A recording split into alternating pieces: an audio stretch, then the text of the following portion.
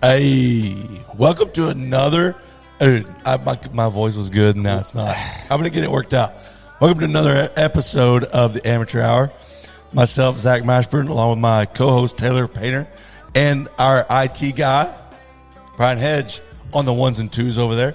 Man, we're getting back into the swing of things.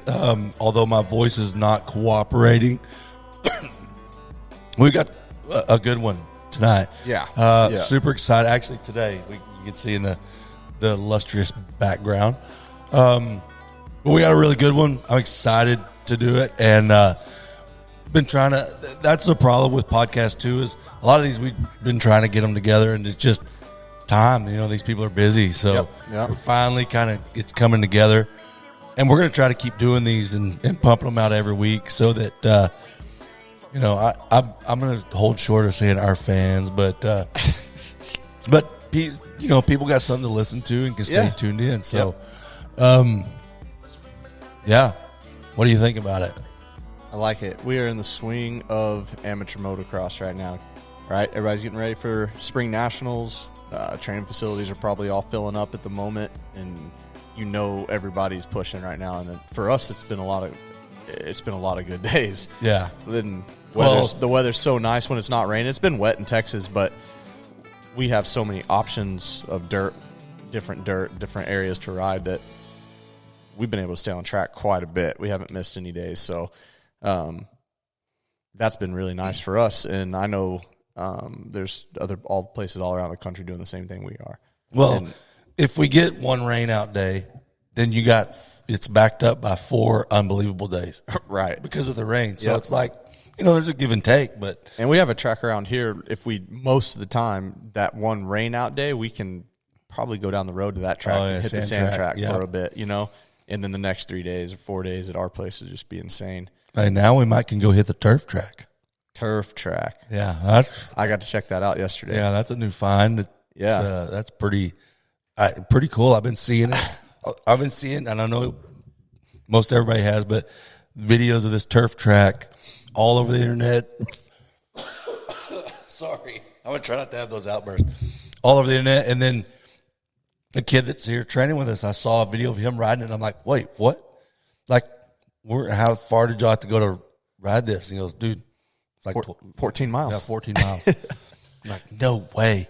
And then the day we figured it out was Josh Hill was over there shredding. Yep. It's like, dude. The day you figured that out was the first day I ever even heard about it. And within 8 hours of that, I got to go. Somehow I end up there and got to watch Josh Hill rip the electric Stark bike there. Yeah. It's pretty rad.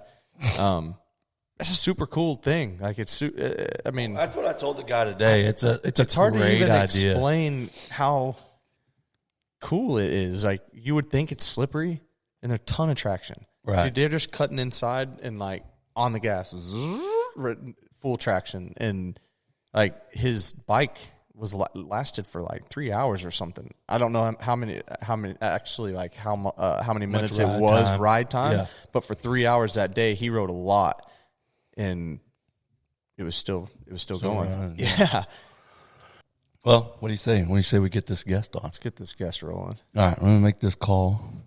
Is this annoying or is it not annoying when we do this where it rings? I mean, it's a phone call. Oh, wait.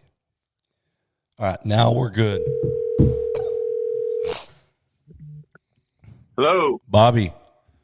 Hey, how you doing, man? Good. So, sorry, I called and we were not connected to the podcast system, so I had to call back. You're going to have to bear with me. My voice is a little rough, but I did not want to miss the opportunity to do this podcast. Okay. So I've got my buddy Taylor Painter here with me. He is the co-host. And then Brian Hedge is our IT guy that takes care of inserting anything that we might need to insert into the video. So you might hear 3 different voices. But I want to introduce you real quick just so people know who we're talking to, the father of the 2002 Loretta Lynn's Ranch 51cc 4-6 stock oil-injected class, Bobby Webb. Yeah. So the champion of the PW class in 2002. Yeah, 2002, yeah. And Bobby, we were looking through these results and we were saying, you know what, it's pretty impressive how many of these guys are pros today. Right. Oh yeah. It's crazy. Like, I mean, RJ Hampshire got Cooper won, obviously. RJ Hampshire got second. Thomas Covington, Max Tannenbaum. I mean, there's like a lot of names that you know, and that's been a minute ago. Oh yeah. I know. I mean, I know. So let's start, and just kind of the premise behind this podcast is so that we can kind of chop it up with you and get the background of kind of how you guys got into moto and how you got from point A to point B. If it's going on today, people already know about it, so that's not really our interest. Right. We want to talk about how y'all got to where he's at now. Okay. Do you want to know how? Well, let's start how with we you. got started? Let's start with you, because you're a surfer, right? Yeah, I'm a surfer, but I started surfing and racing motorcycles in '69. Wow. And my dad actually had a track in '63 and '64. He had a hair scrambles track. Well, now where was that? No, not a hair scrambles. It was a scrambles track, is what they called it before they called it motocross. Right. And they raced like the BSAs and the Triumphs and the Nortons and all that kind of stuff. That's awesome. And where was that located at? That was located in Newport, North Carolina. I grew up in a little town called Havelock, which is right outside the Cherry Point main gate. It's a Marine Corps air base, the largest air base in the U.S., basically. Oh, wow. The largest air Marine base, Yeah. So, but anyway. So how much racing did you do through the years? I want to talk to somebody who's surfing too. I actually raced quite a bit. I was pretty much at what they called intermediate back then. I raced in the Honda Expo in Charlotte back in '74, back when they first were introducing the Elsinores, and you had to race an Elsinore back then. And they had everybody from, California. I mean, people from everywhere. That was the year that Mickey Boone actually became a Honda factory rider. That was a guy I used to race against back in the day, was Mickey Boone. He was from North Carolina. And anyway, so when it happened in '76, I actually did a race about 3 days before I went to Hawaii to surf in the U.S. Championships. And I went over there and I did pretty well in the contest, and when I came back, I had an opportunity to surf professionally. I had somebody that was going to help me out with with entries and some money and all that kind of stuff. Not much, but it was something, and my heart was really kind of leaning towards surfing anyway, mainly because racing was so expensive and my dad was not involved in it. So it made it even harder, Right. And so anyway, basically, I quit. When I got back from Hawaii, I sold all my motorcycles and I was done.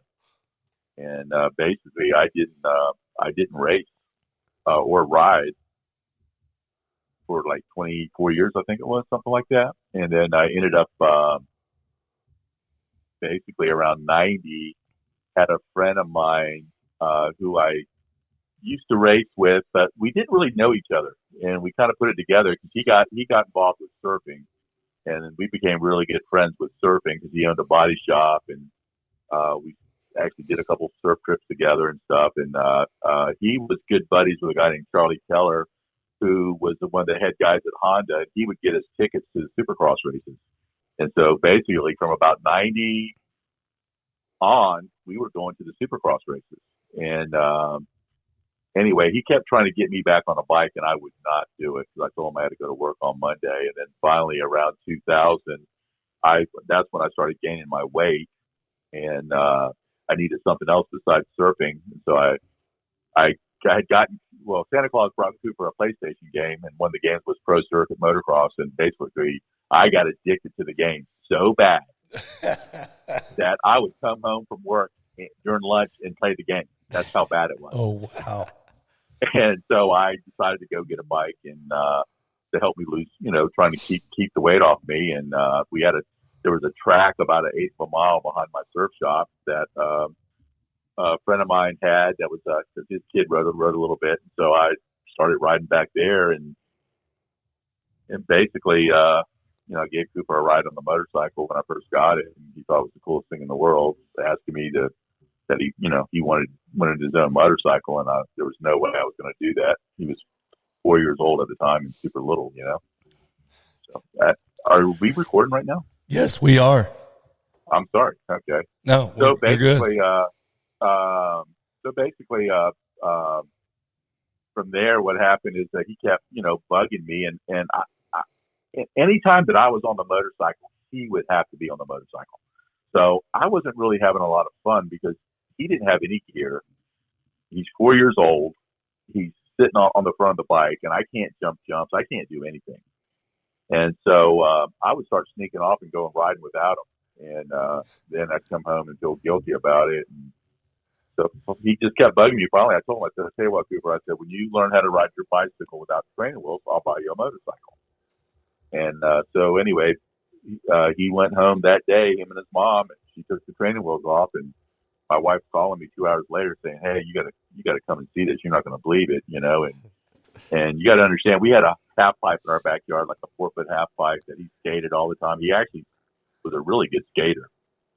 And so anyway, I get home and he's jumping this kicker ramp over a mud puddle, doing figure eights, and telling me he's Mike LaRocco, Jeremy McGrath and Mike LaRocco, and I'm just like going like you got to be kidding me. And he's like, "Dad, so when are you going to buy me a motorcycle?" And I'm like, "I'm not. You're 4 years old. It's a dangerous sport." I try to reason with him, and he just kind of put his head down, and my wife's looking at me like she's about to burn a hole through me with her eyes. And anyway, he goes, "Yeah, but Dad, you promised." And then my wife's like, "Yeah, is this how you're going to teach your kid to be?" And I was just like, "Wow, support me here. It's a dangerous sport." So anyway, I started thinking about it, and I was trying to come up with a plan on how to make everybody happy. And my wife acted like she wanted a bike because she rode a little bit, as a teenager. She rode horses and all that. She used to, she did Western and English, which I know you were involved with horses. And anyway, that was a big thing to her, was horses. And so I was like, man, I'll get her a little TTR 125. So I was riding a YZ 250 and get her a TTR 125 and let her ride him around. And called my buddy at Yamaha Lumberton and Junior Bryan, and said, "Hey man, I need some bikes, blah blah blah blah." And he's like, "What about Cooper?" And I was like, "I'm not buying him a bike before, because when I went to buy my bike, he kept trying to talk me into getting a bike for him, and I felt like he was just, trying to just sell me a bike because I was like, 4-year-olds don't ride motorcycles. That was my opinion, Right. At that time. Little did I know, And so anyway, basically, I ended up getting them both bikes, and it was actually her birthday, and they got the bikes, and it was so funny because when I got the bikes home, the next day I had to go to Nicaragua for a photo shoot with a surf magazine and stuff, and so they got to ride them for like one day, and then they couldn't ride again until I got back. Oh, I bet they were pissed. Yeah. So anyway, so from there,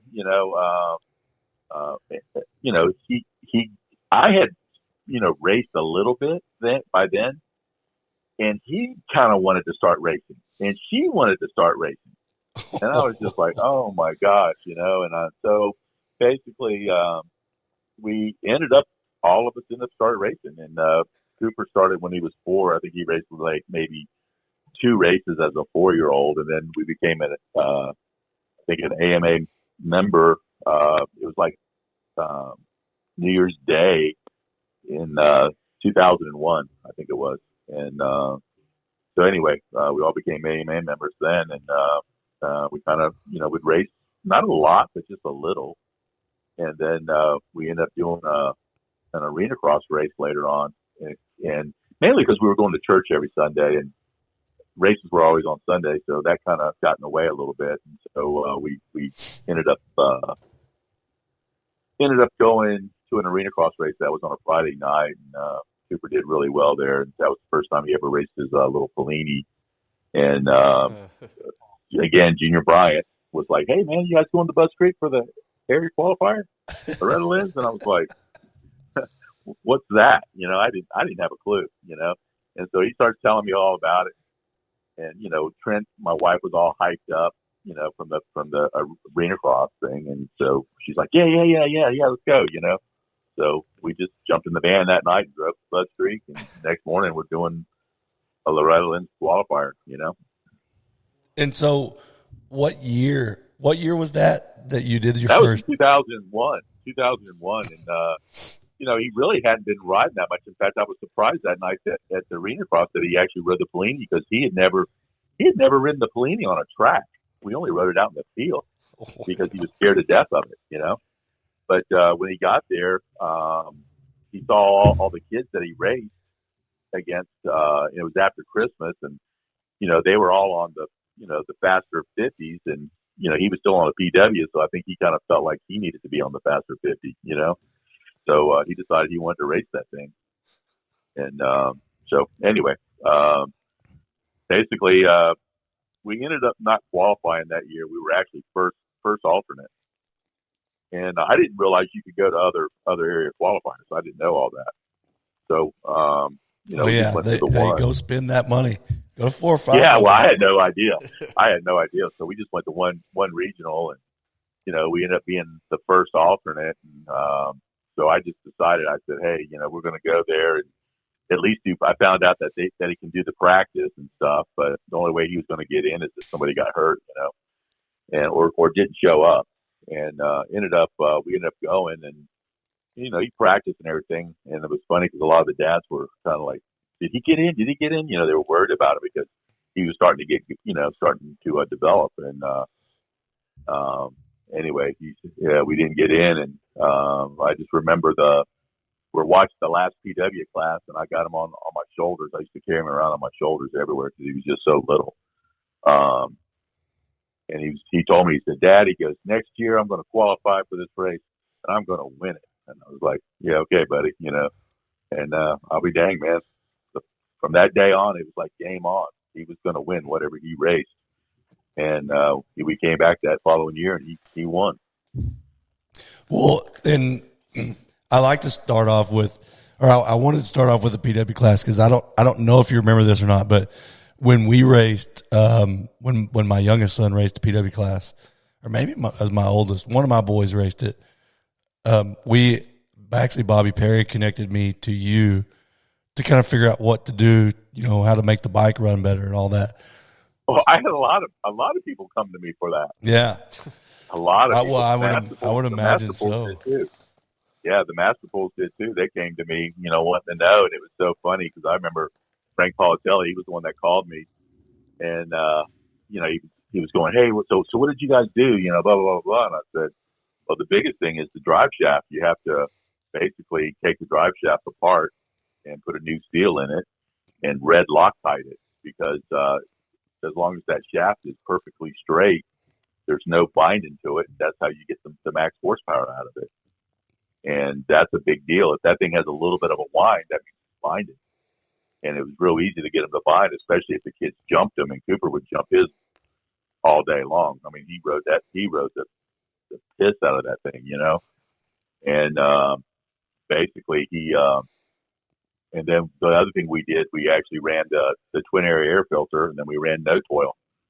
And that was really the big secret. And then we would grease the inside of the air box, so that way, if any mulch or anything like that got in there, it would stick to the box. It wouldn't get on the filter because those little bikes needed to breathe. Yeah, and then we always ran the stock shedding on them. I found out the hard way that was the only way to really get that bike to run at Loretta's. And I don't know about you, but that was some of the most fun racing that we ever did. I loved racing P-dubs. That's still my favorite. I did too. I think it's an awesome bike. In fact, I tell everybody, just skip the fast 50s because all they are is a money pit. Just move on to the 65. Yeah, and there's some dealers that might not like hearing that, but I mean it's true. The PW class, and there are always exceptions, but that's like the purest form of racing. Like those kids don't. It really is. They're just like, I used to have to tell my kids when they were racing because they thought if they were on the bike it was a race. They're like, no, this is practice, buddy. Mm-hmm. Yeah, Cooper was Cooper got he was very, very competitive in everything. I think and part of that was my fault. I think I made everything competitive. So like we would play the PlayStation games, and I would not let them win, and my wife would get upset with me. And I was like, what are we teaching them? Because my wife was a PE teacher. Okay, she retired as a PE teacher. She got paid to play. She got paid to play for 30 years, and she was very, very competitive too. And so everything we did, if it was walking to the car, playing pool, ping pong, whatever it was, I didn't cut him any slack, and the way I looked at it was that's what was going to make him better, and so I did that with everything, and it's like it made him very, very competitive. And it's so funny because I hear people say, "Oh, you can't teach hard, you can't." Yes, you can, and that's how you teach it. And it's just like people talk about his mental fortitude and stuff. A lot of that had to come from the stuff that I would show him. Like we would be playing ping pong, and he was getting to the point to where he was getting pretty good at it, to where he could he honestly could have beat me by then. And but I would start verbally saying stuff to him and getting in his head and messing with him. Then after the game was over, I would explain to him what was going on and why he fell apart. And I said, you can't let stuff like that get to you, and you have to just blow it off and laugh it off and move on. And just, action speaks louder than words. And that's the name of my surfboard company, is Action. And that's why I named it that, was because it's all about what you do, not about what you say. Yeah, that's awesome. I knew it was Action, but I didn't know why.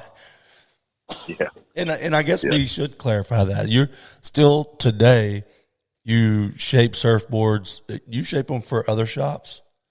Yes, I'm actually in Cape Canaveral right now, Florida, working. I'm actually in the office working, taking a break actually. But I still build surfboards. I've been doing it for 44 years. Been doing it for pro surfers. I had guys on the world tour. So yeah, I've done every aspect of it, and can do any part of the job if I need to, That's awesome. I was surfing your Instagram the other day, and there's some. I'm not a surfer, but there's some pretty cool looking boards. What I am is a wake surfer, and so I was thinking, I wonder if he's ever built a wake surfboard. Oh yeah, built those. Yeah, I actually, back when they had the first surfers, I actually did a mock up off of that. I sent Cooper a picture of me surfing probably back in, I don't know, around 87 probably. 86, 87. I remember those surfers. That's cool. Yeah, because those guys were, they're wakeboarding behind the boats and stuff like that, and I sent them that picture just to let them know that that you did it first. That's funny. So let's go to so that was, I clicked out of the vault here. That was 2002 that he was on a PW, right? Yeah. When he won Loretta, and the thing about it, he was so little that he could not touch the ground on a PW50 at 6 years old. He only weighed 30 pounds. Oh my goodness! And I just remember the dad was so mad at us. Just because, they felt like we were cheating, and something that this is something that I would like to credit James Stewart for. I just remember that when we were at Loretta's, James Stewart was doing a track walk with the kids, and when it came time for it, my wife wanted me to go with Cooper up there with it, and I was still working on the bike, and I was like, "Why don't you go?" She goes, "No, you need to go." And so I ended up going, and I get up there, and it's a whole bunch of kids, young kids, 4 or 5 moms, and that's it, no dads, just me. And so I'm listening to James and everything, and he's pointing out on the gate that basically the inside gate was the gate that you wanted at Loretta's, because they never tilled the dirt, up against the banner there. And I started looking at it, and he was right, and I was like, oh my gosh, And so when it came time for our Moto, of course we got like 9 K pick, I think that first K pick. we came out okay, and then we got into the lead and won the first moto. And then the second moto, I lined him up all the way on the inside, and we actually have a picture of it. But he had to be 10 or 12 bike lengths ahead of everybody. Oh, that's awesome. Going into the first turn. So it looked like it was a cheater bike. And we're going to need that picture for the podcast. Well, you know what? Whoever was taking pictures back then, I'm sure they have it. I probably have it somewhere, but I have no clue where it's at. My wife may know, but I don't. But we do have it somewhere. But, I mean, he's easily 10, 12 bike lengths ahead of everybody. That's awesome. And it was so funny because after that moto, they ended up taking 4 guys out of the top 10, and, of course, we were one of them. RJ was one of them, too, and along with 2 other kids. And it was funny because the kid that had gotten 10th in that moto was actually running a big board. He got busted for it. Oh, wow. Yeah. And anyway, it was kind of funny that the dad was going, "Oh, man, I just cleaned up the cylinder with some sandpaper." I'm like, "Oh, my God, dude." Yeah. Cleaned it right up to a 60. Yeah. So anyway, So anyway, wow. we ended up winning Loretta that year. So that was 2002. Did you guys do any other amateur nationals that year, or just Loretta's? Yeah, we ended up going to Vegas. We went to World Minis. That was actually our very first amateur national. Was 2002 there, and we drove all the way out there, and that was when I first met Steve McSwain. He ended up being broken down on the side of the road, and I helped him, and that's how I got to know him. But yeah, we went there, and we actually. He actually did pretty good there. I don't remember our actual finishes. I just know that our sponsor, that was our very Smith Goggles was our very first sponsor, and I just know that a guy named Brian Berry, he was the guy that was in charge of it back then. Anyway, he ended up sponsoring us just off of talking to him, and he was really, I could tell he really didn't want to do it. And he ended up showing up at that race, and he said he got there just in time for the 4 to 6 class. And we were riding the Pellini then. And he said that here he saw this kid on a Pellini come out of the gate, kid fall down in front of him, he goes down with him, which was Cooper. He said then he sees him get back up, and then some kid goes down in front of him again, and goes down again, and then he's way back, and then Cooper ends up coming all the way back to like second place. Oh, wow. And Brian Berry thought it was Justin Hill the whole time, because Justin Hill was riding Pellinis, and we had gotten the number 175. That was the NMA had assigned us that number, and I guess that was Justin Hill's number the year before.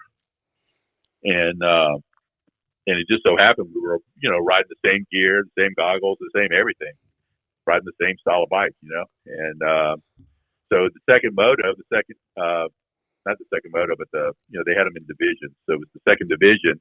Here, Justin Hill pulls the whole shot, and he was like thinking to himself, "Man, if that's Justin Hill, who was that kid in the first moto?" And so anyway, he said he had to go up to the board and figure out that it was Cooper. And then he came and found us in the pits, and ended up handing us another set of goggles and handed me a T-shirt and a hat. And anyway, it was pretty cool. And he was kind of going like, "Dude," because I normally wouldn't have sponsored somebody over the phone like that, but I'm glad I did. So that was pretty cool. That's awesome. So that was World Mini. That was in 2002. Yeah. My voice is rough. So 2002 World Mini, very first national. And then you go to Loretta's, which is rough. Yeah, my kids were the first, I think were we ended up Loretta's. going. We ended up going to Ponca that year. We ended up going to Ponca, and this is when they were back to back. Yeah. That's when they were back to back. Yeah, and we went to Ponca, and he did pretty good. Bobby Perry was there. In fact, that's how I met Bobby Perry. Heartbeat Racing was in Vegas that year. He actually helped us out with the bikes a little bit there in Vegas, and then there at Ponca. Cooper was, I don't know if you remember that big step down that was like over that tunnel. But Yeah. Cooper on a 4 to 6 bike would jump to the bottom of that thing every lap. Oh, wow. And he was bending the pipes, bending the silencers off the thing. And because of the way that bike was designed, it just couldn't handle it. And anyway, we had to have a silencer, and we weren't a factory rider or nothing.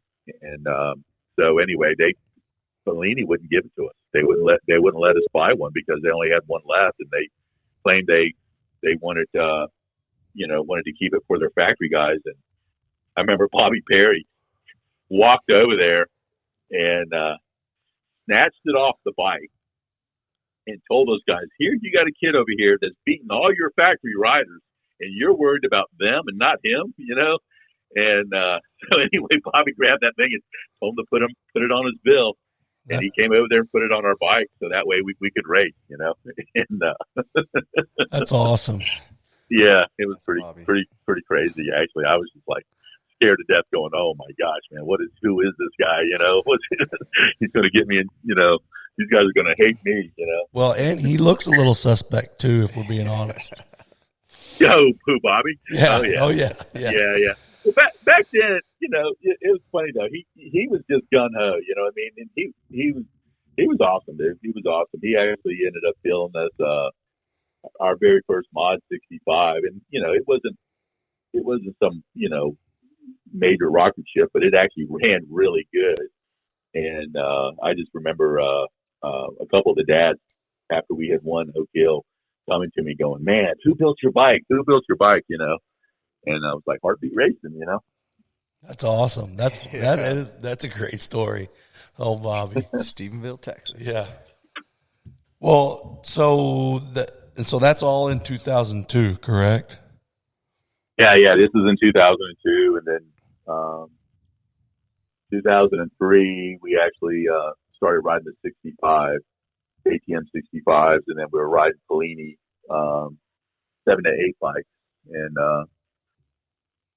we did okay at a couple on the 50s. We mainly did better on the 65 as a 7-year-old.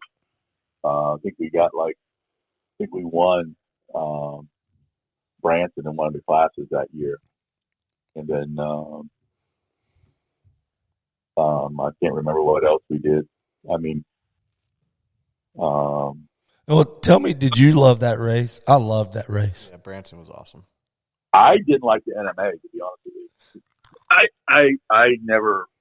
just didn't like the way they treated people, Yeah, I can see that. They treated us, pretty badly. I felt like. I just like the fact that it was, Branson was a cool place to take the kids, and with the go-karts and all the stuff you can do in the evenings, and then for a little bike, that track was pretty cool. Yeah, about a 65 and under, it was great. Right. Yeah, we actually did the 150s there. We never rode a big bike there, but we ended up getting disqualified for racing a 150 in the schoolboy 2 class. How does that make sense? We won the Moto here. They allowed us to pay the money. We won the Moto, and then they disqualified us for our wheels being too small. Wow. Yeah, that's something right there. Yeah, I know. Yeah. We had a lot of stuff like that happen though. What? So I have a question for you, and I've actually wondered this for years. I used to do some amateur support for KTM through Munrace, and Cooper would have been for sure on a 65. Yeah. I remember this very vividly, and something tells me that it was you. Maybe it wasn't. I was helping a guy unload a bike out of, I think it was a 50 out of the back of a side-by-side or a golf cart. Did you cut part of your finger off? Yes, I did. Okay. Yeah, I did. I was unloading Cooper 65, and there you go. The brake rotor. Yeah, the brake rotor cut the tip of it off, and it was funny. That was at Lake Whitney. Lake Whitney, yeah. So I've remembered that story for years and years, and I was like, no, surely it wasn't Bobby. I feel like I'd noticed part of his finger missing or something. Well, no, they sewed it back on is what they did. Oh, wow. So I only lost like the tip of it. Yep. And anyway, it was dangling there, and it was so funny. The EMTs, they weren't on duty yet, and I'm over there trying to, telling them, hey, dude, I need help here, and they're like looking at me, going, yeah, you do. But it was like they weren't on duty; they weren't even interested in helping. Yeah, I was blown away by it, and then finally, their boss showed up, and it was a female, and she was like, started helping me and put me in an ambulance, and it was kind of crazy because here's Cooper. He's I think he's 8 years old at the time, and there's no parent there for him, and they're taking me to the hospital to the emergency room, and I'm leaving him behind to race his motorcycle, and I had kind of told one of my buddies' kids, hey, tell your dad if they would help Cooper, I'll try and be back as soon as I possibly can. And so so he's there by himself. He's asleep in bed because this is like 6:30 in the morning, 6 or 6, because there was the front tire needed a shim in it because back then the front wheels would the brake rotors wouldn't, if they would rub and stuff, and you'd have to shim them, and I didn't have one, and so I had to take it over to KTM to let them put a shim in it. And I just so happened to see the guys that were going to do the work, and they said, yeah, throw it in the golf cart, and so of course I tried to put it in the golf cart, and the thing fell over and caught my finger. Wow. But, yeah. That's so anyway, crazy. Well, it even got even crazier because I ended up going to the emergency room, and they're telling me, hey, we got to wait for the radiologist to get here because you got to do an X-ray on it and stuff. And I'm like going, no, man, I got to go. My kid's at the track by himself. I got to go. Just sew it up. Let's go. And they're just like, really? And I'm like, yeah, sew it up. Let's go. I don't care if it's broken. You can't do anything about it. I got to go. And so what I didn't realize is that I didn't have a cell phone with me. And luckily I had my wallet on me. And so I had nobody's number. So I couldn't call anybody, and I had no way to get back to the track. And so they were waiting on the radiologist to get there, and so I decided to wait for her. And then when she got there, I let her X-ray me, and then I tried to find out where, which direction she was going in. And I asked her for a ride, and she was like, "Sure, I'll give you a ride." Kind of, explain my situation. And so she ends up giving me a ride all the way to the gate. The whole time I'm looking at my phone, at my watch. Back then I used to wear a watch, and I knew what time our moto was going to be. And I'm like, oh man, Cooper's in staging right now. I got to hurry up and get there. And so she drives me all the way up to the dang starting gate, and there is what's his name? Nade. Huh? Shannon Nade. Yeah, Shannon Nade is sitting there helping Cooper push his bike up to the gate. Cooper's put on his own tear-offs, which are about to fall off. And anyway, Shannon Nade, was nice enough to do that, which I didn't know the guy at all. And to be honest with you, I still don't really know him. But, I thanked him and stuff, and that's probably the only time I ever talked to him. Wow. That's a crazy story. Yeah, I know. And then he's sitting there looking at my finger, and I'm like, dude, I'm fine. So, big old bandage on it and everything. And anyway, we get off the gate, we race, and yeah, it was so funny though. But I just remember, it was my middle finger, so I'm sitting there showing everybody my middle finger the whole time, telling them it's a California howdy. And anyway, I just remember Mick Swain helping me change the bandage, and he about passed out because he goes, man, you really did cut off your finger. I was like, yeah. Wow, that is crazy. So, and maybe 2003, right? Yeah, 2003, 2000. Yeah, it was 2003. We're still riding their Cobras. Yeah. So did he? And you said he went Sorry. He went pretty good on the 65, right? Yeah. He, as a 9-year-old, we went 1:34.1. Oh, wow. And, yeah. Oh, Yeah, here, I'm looking at that. Oh, wait. No, this one's different. Hold on. Yeah, that would have been an 05. So that would have been 7 to 9, maybe. 05, yeah, here it is. Cooper Webb. Yeah, 1:34.1. Wow. Yeah. What happened is second moto, he pulled a whole shot and was gone. There was actually a section in the back, and I think it might still be there. It was like a double tabletop, and for a 9-year-old, a lot of those kids couldn't do that thing consistently every lap, and a lot of them could, they could get it, but that's not every lap.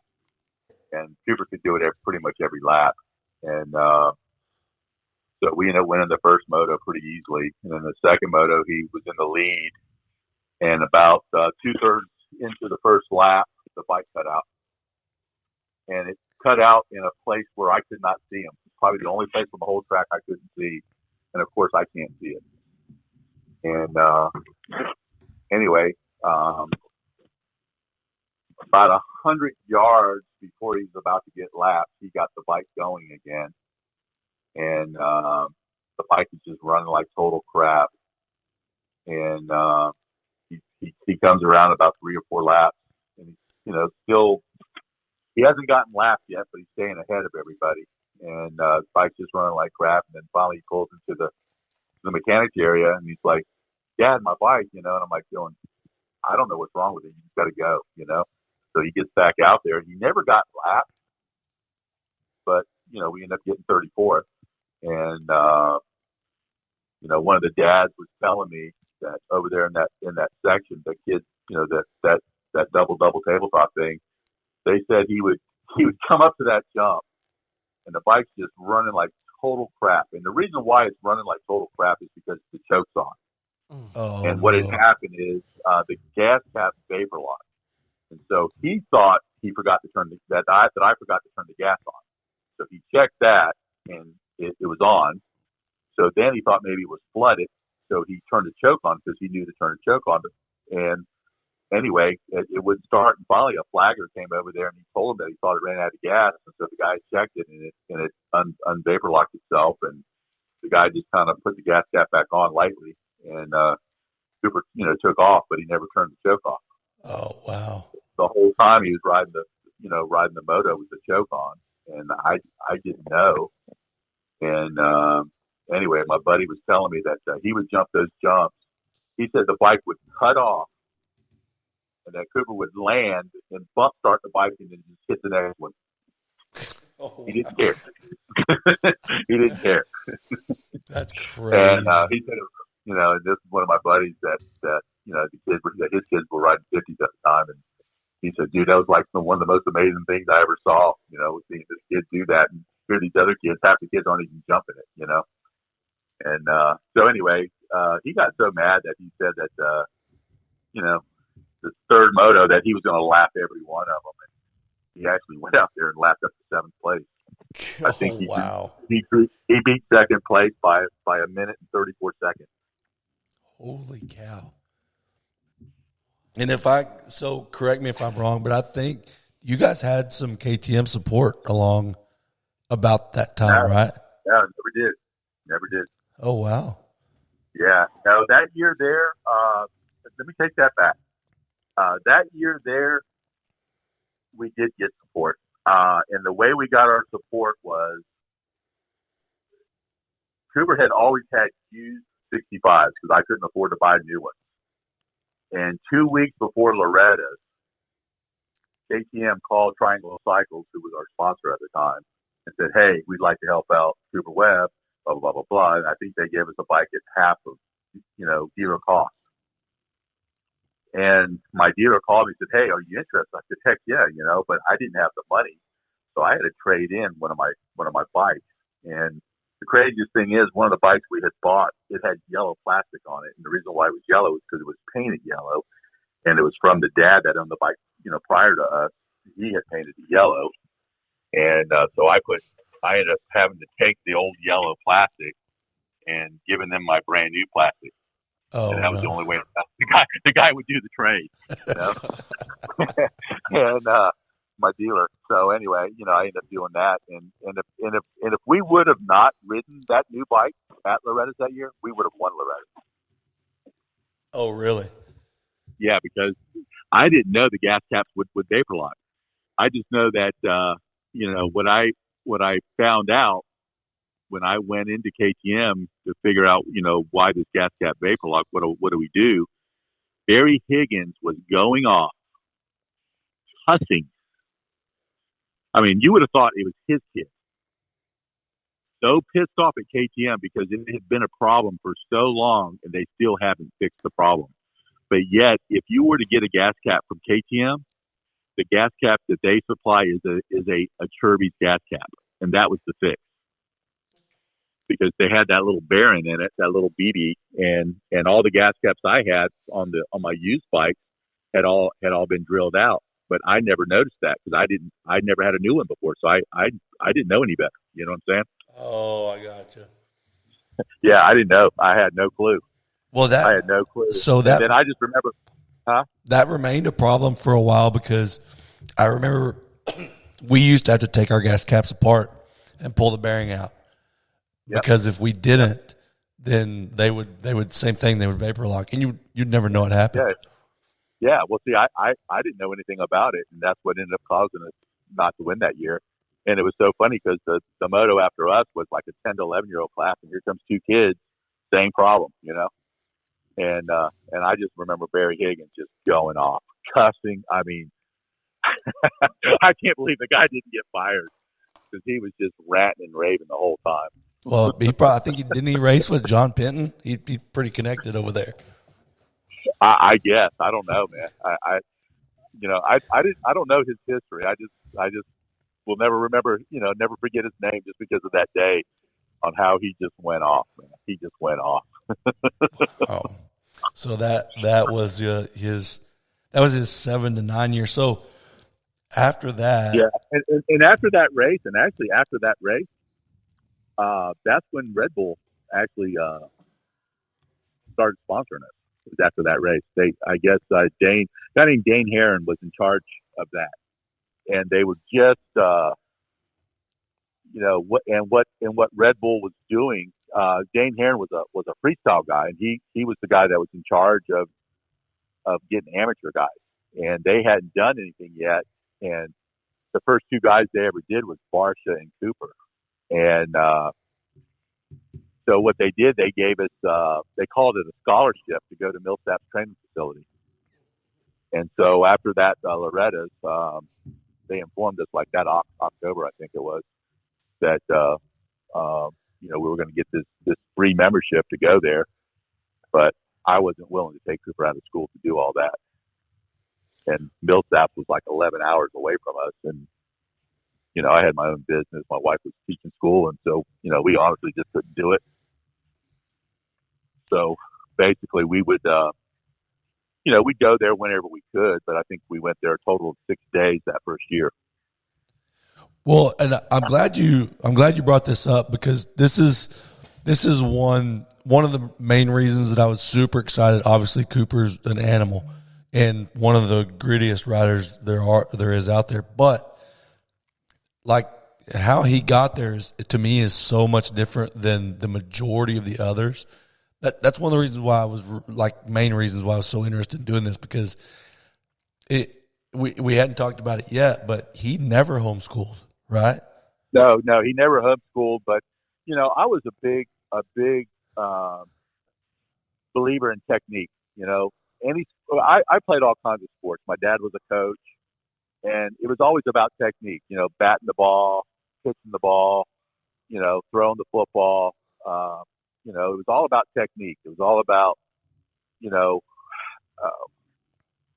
hand-eye coordinations and just stuff like that, And what was so nice having my wife being a PE teacher, she was really good at, instructing and stuff. And so, I could, tell her things on, and show her, hey, look at his feet, see how he's doing this, how he's doing that, how his elbows are.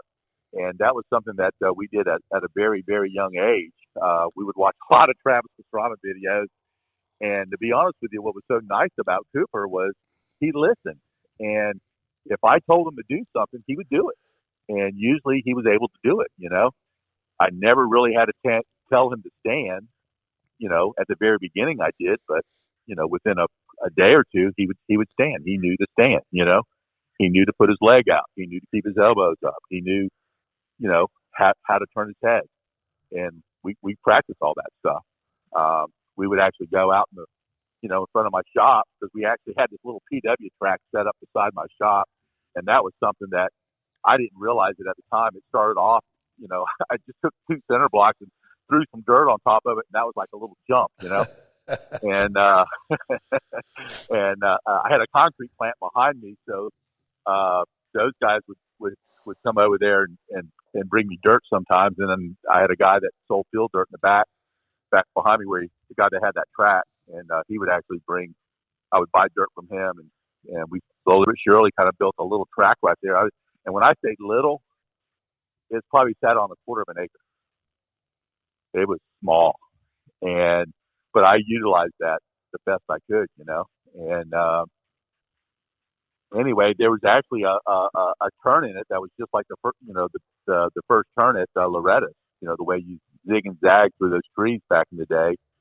And I just remember, Mitch Covington, after we had won Loretta's that year, he was just like, he actually came up and congratulated me and everything. He goes, what a lot of people don't realize, the reason why he won is because through this section right here by the mechanics area, he goes, your kid never let off.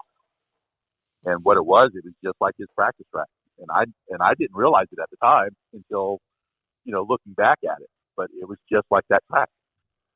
And so it was easy for him, That's awesome. And it's awesome when somebody else is like, the parent of another notable rider notices it and can point that out. That's really cool. Yeah. That was something that I remember Steve McSwain saying to me is, he goes, we'd be standing at the corners and he'd be like, watch this kid through this corner. Watch this kid through the corner. Now watch Cooper through the corner. And I'd be like, wow, Cooper let off. Cooper, didn't do what he was supposed to be doing. And so then I'd go back and start working,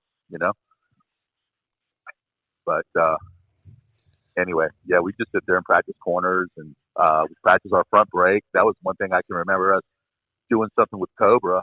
And we were trying to get on the Cobra program.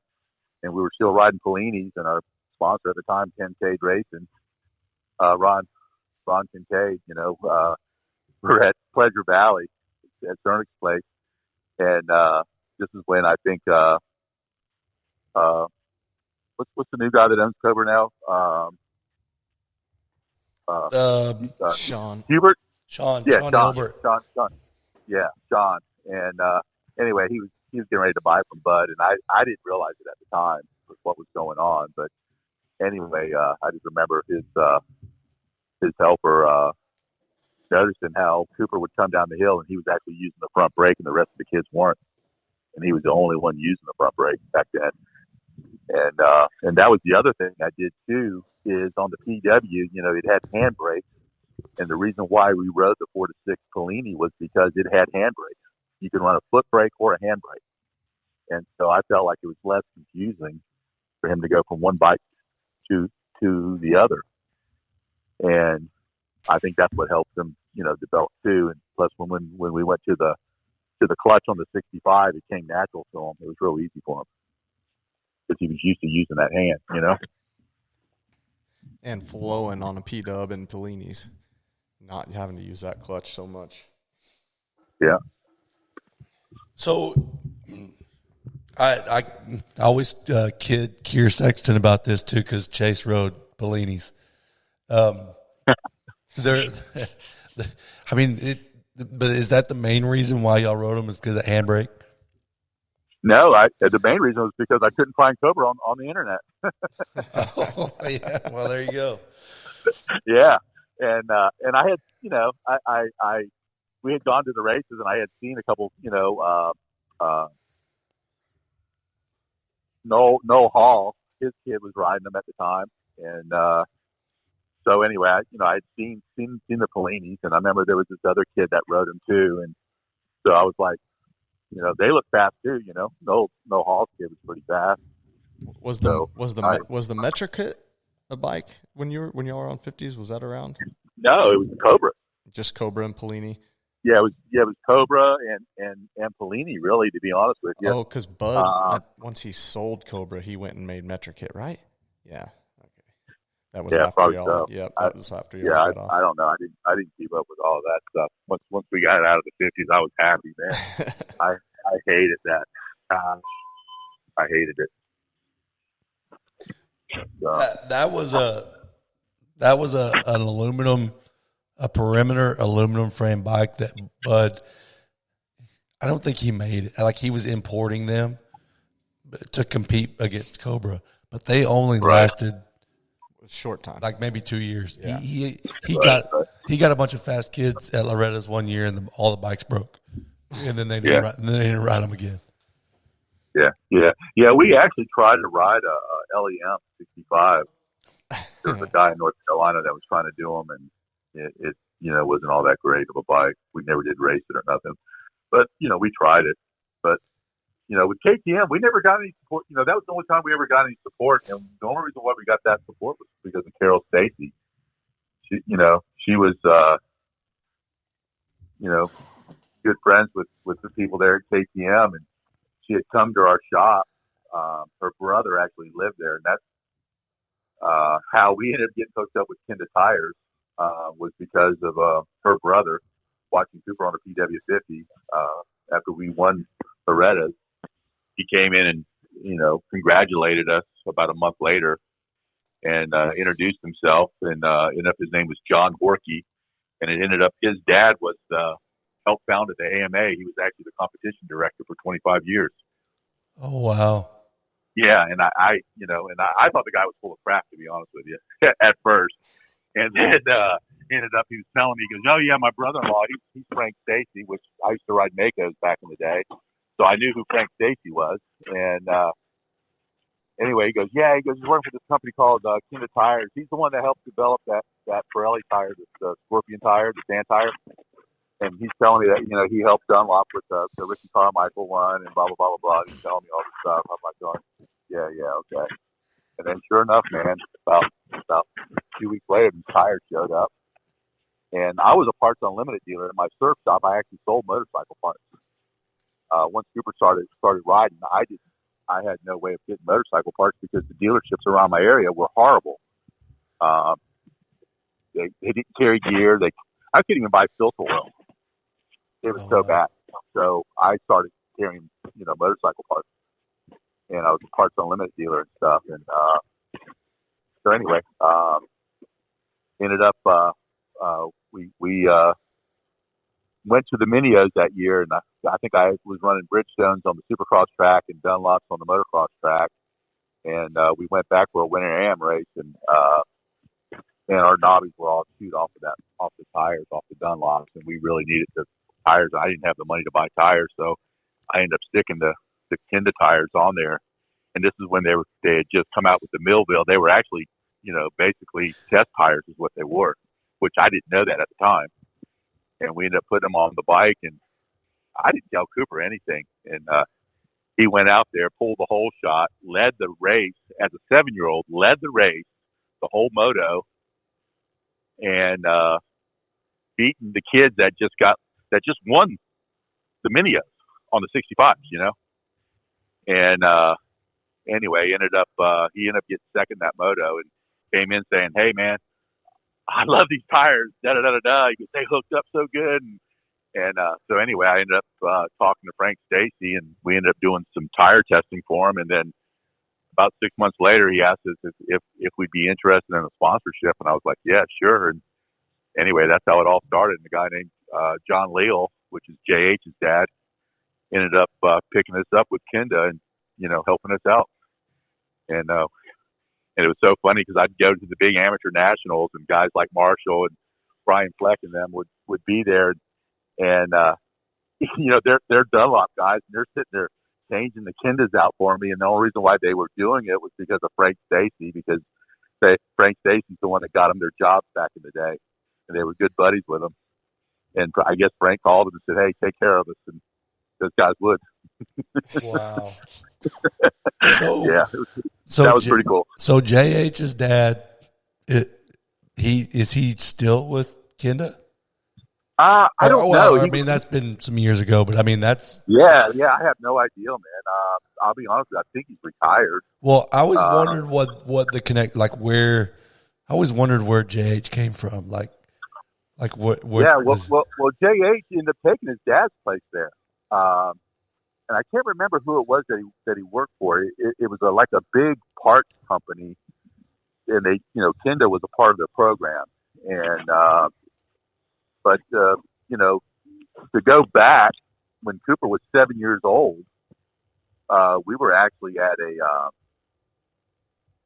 I think it was a qualifier. Yeah, it was a qualifier. No, it was a regional at Pleasure Valley at Fern's place.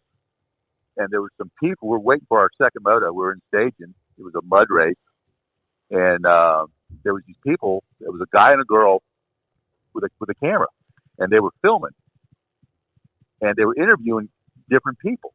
And they came over to us and said, "Hey, would you like to audition for a Honda commercial starring Ricky Carmichael?" And we were like, "Sure." And so they asked Cooper a couple questions and videoed them and everything, and they handed me this little piece of paper, and it said, "You just auditioned for a Honda commercial starring Ricky Carmichael.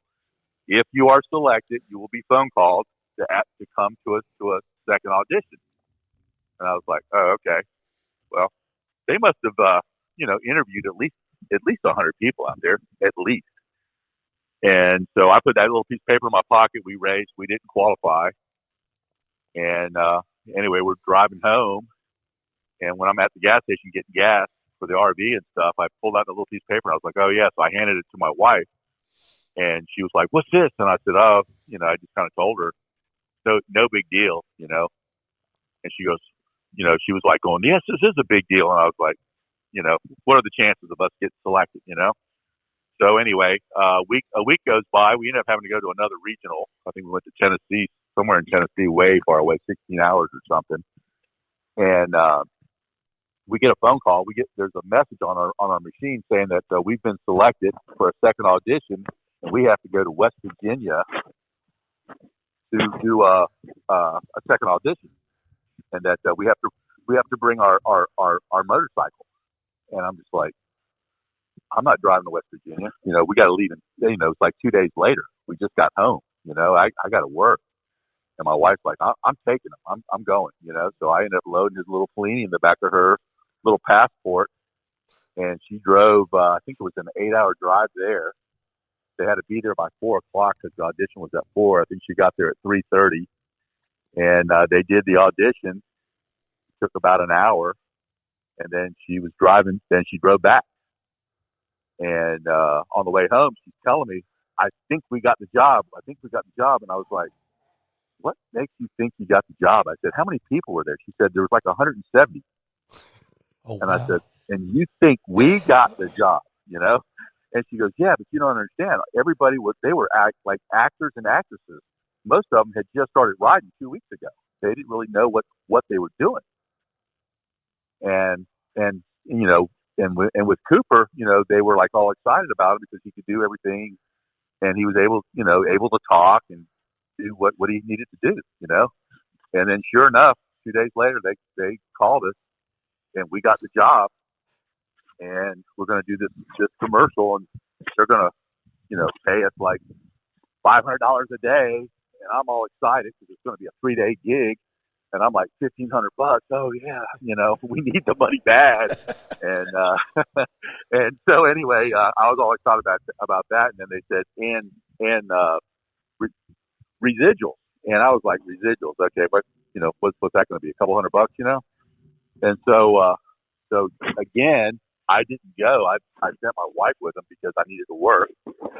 And anyway, she gets there, and the first day is basically like an afternoon thing. They put her up in a 5-star motel, and she's calling me going, this place is unbelievable, you know, blah, blah, blah, blah, blah, you know, and, they did a fitting and, you know, I think you had to wear, I can't remember what gear he had to wear, but anyway, he had to, you know, wear whatever gear that they were promoting at the time. And, the next day they go to the track and, there's a couple guys from Honda waiting for a ride. They were waiting, you know, they were waiting for a taxi or something like that. And so my wife was like, hey, you know, are you guys going to the track? You know, they're like, yeah. So she ends up giving these two guys from Honda a ride, and they end up being like the big dogs. One of them, I think, was Bill Servino. Yeah. And so anyway, she gets there and she says that it's like a full spread. They got a chef there, and she says there's like 70 people on the set doing, you know, working the set. And they got a full buffet going, breakfast. They would cook you omelets, whatever. She said it was just unbelievable. And then for lunch, they were like eating prime rib and, you know, fish and, you know, salmon and stuff like that. It was just, she said it was just crazy. And like, there would be like one guy, all he did was wipe off the bike. And then they had another guy, all he did, he made sure the number plates were clean, you know. And then, so they had Cooper go out there and ride the little, you know, Honda 50. That was his job, to ride the 50 and to do whatever they wanted him to do. And he had done such a good job that, and he got him done quick, that they asked, could he do another commercial? And my wife was like, yeah, sure. So she ended up signing some paperwork, and they ended up doing a second commercial with him. And so they were able to get 2 commercials done that day. And basically the third day, we didn't have to do any. They didn't do anything but drive home, because they were able to get it all done in one day. So he saved them a lot of money in production, just because he was able to do everything that they needed him to do. And so they gave her the $1,500 and then paid for everything, for her gas, everything, you know, everything.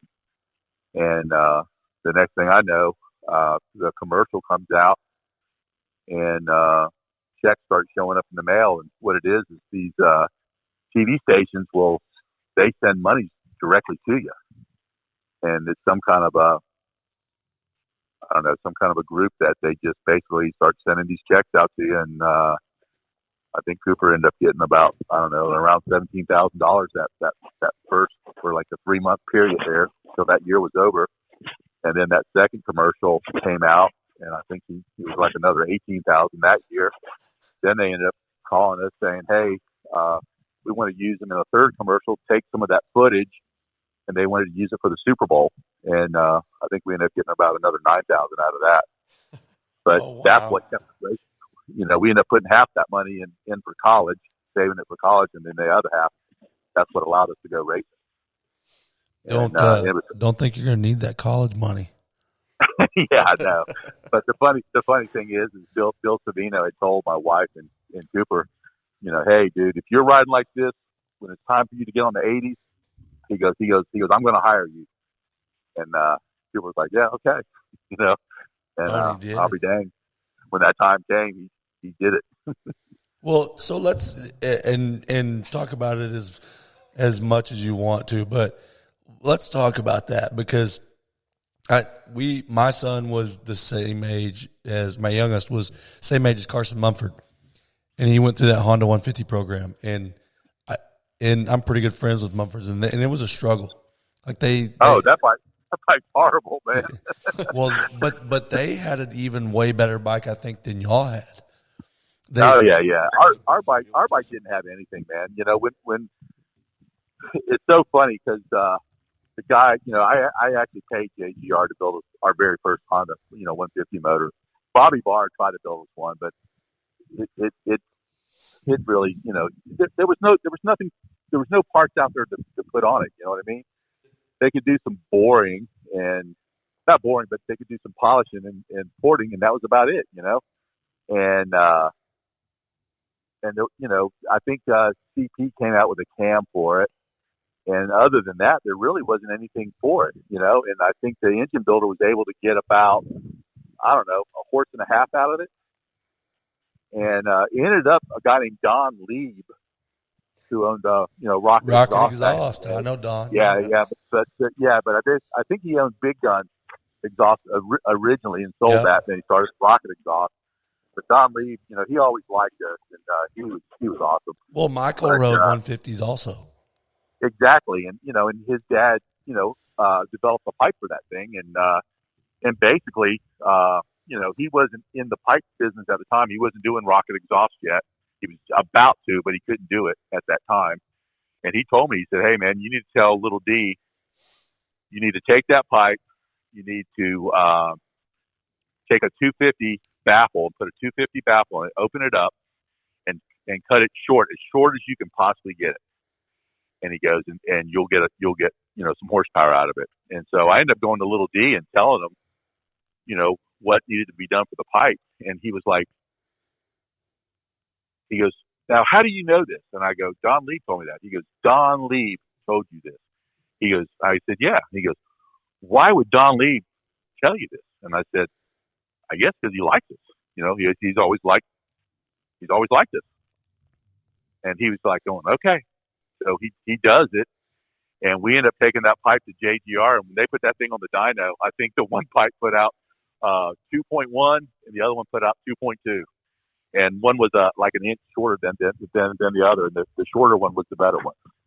Wow. And Don Lee was right. And the engine builder was freaked out because he goes, "I can't believe this muffler makes that much of a difference over everything that I can do to this motor." He goes, "It just tells you how bad the motor was, And this will tell you how bad the motor is well, not the bike itself is. In 2009 when they made them, they didn't make them again until 2012 because they couldn't give those things away. And if you go look at their records, they make them every other year. That's how slow that bike is. Wow, they're just hard to sell. They're just slow, and why Cooper could ride it so fast was because of Tim Shutt and Fox suspension. Those guys, Tim Shutt was absolutely amazing when it came to suspension, and because he could make that suspension so good, that's why Cooper could just ride that thing like it was a pit bike and just push it as hard as he could. And the bike handled, and the Fox shocks that we ran on that thing, and the internals on the front. I mean, Tim just created magic because once we started using JGR suspension, we won 23 titles in a row, national titles in a row.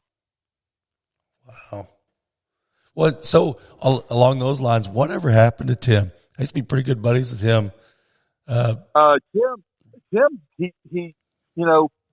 he was doing the amateur program for JGR, and he was the suspension guy. And I don't know if you know his history or not, but he used to be Tony Stewart's crew chief for about 4 years. Oh, no, I did not know that. Yeah. I just knew he was an awesome, he was so awesome to deal with. He is awesome. And anyway, I give him a lot of credit, man. That guy, he's a smart dude. And but he basically he needed help, with the amateur program because it had grown so much, and Coy didn't want to hire anybody.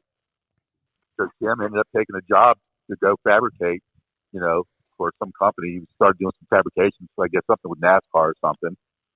And anyway, when Coy, had to hire somebody to do the job, he ended up having to hire, I think, 2 or 3 people to do everything that Tim was doing. And that's when they hired Bundy and all those guys to do that stuff. And then Tim went on to do that. And it's so funny because when Coy's kid started coming up through the go-karts and started getting really good in the go-kart stuff, he ended up hiring Tim to manage his kid, to be his crew chief. That's awesome. That's awesome. Yeah, Tim was maybe one of the nicest guys next to James Coy that I've ever dealt with. Yeah. James was always good to us too. I always enjoyed talking with him. So 150s, I'm assuming y'all were glad, but I do remember seeing some great battles at Loretta's with that 150.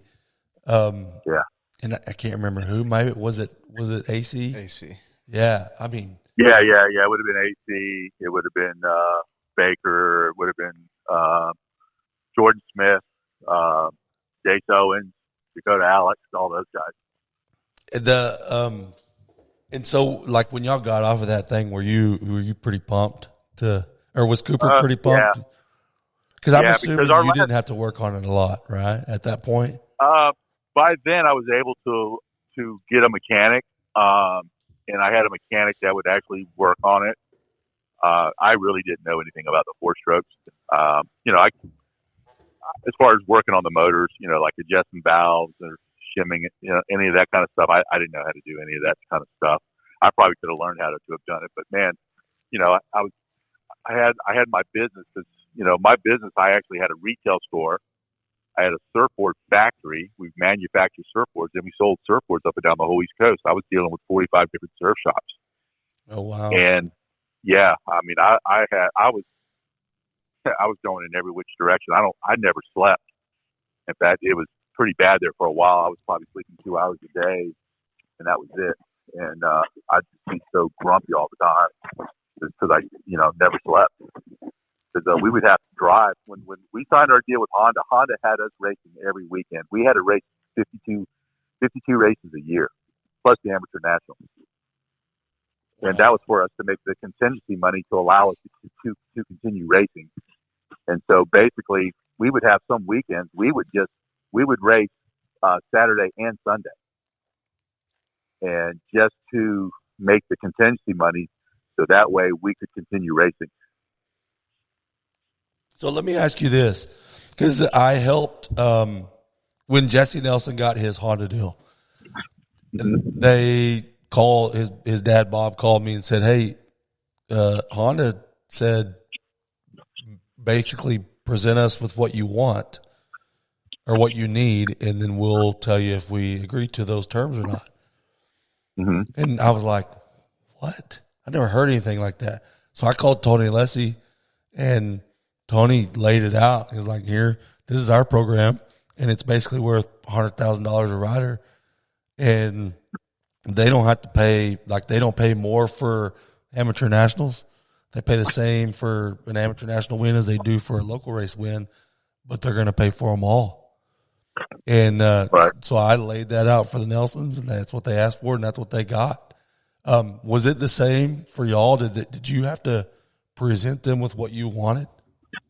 Yeah, we did. And at the time, I didn't know because, I thought we were going to ride for Kawasaki, because we had ridden a Kawasaki the year before on the 85. And, Dave Gowan had, pretty much, and Reed Nardine both had pretty much, come and cuddled us and done everything they could to appease us, to make us think that we were going to go there. And then at the last minute, they just pulled the rug out from underneath us. And meanwhile, I was talking to Suzuki, which Honda was interested in us. And, Ziggy from Factory Connections, who was involved with all that at the time, was telling me that Honda was interested, but Honda had never contacted me, But Savino did come by after Loretta's and talk to us that year because, we had won Loretta's that year on the 65 as a 10-year-old. And that was coming off of a broken femur. Oh, wow. And so anyway, ended up when they asked us, basically Suzuki dropped the ball. They were supposed to send us a contract, and they waited about 10 days before they finally did. But that morning, Honda had called me and said, "Hey, we're interested in you. This is what we're thinking.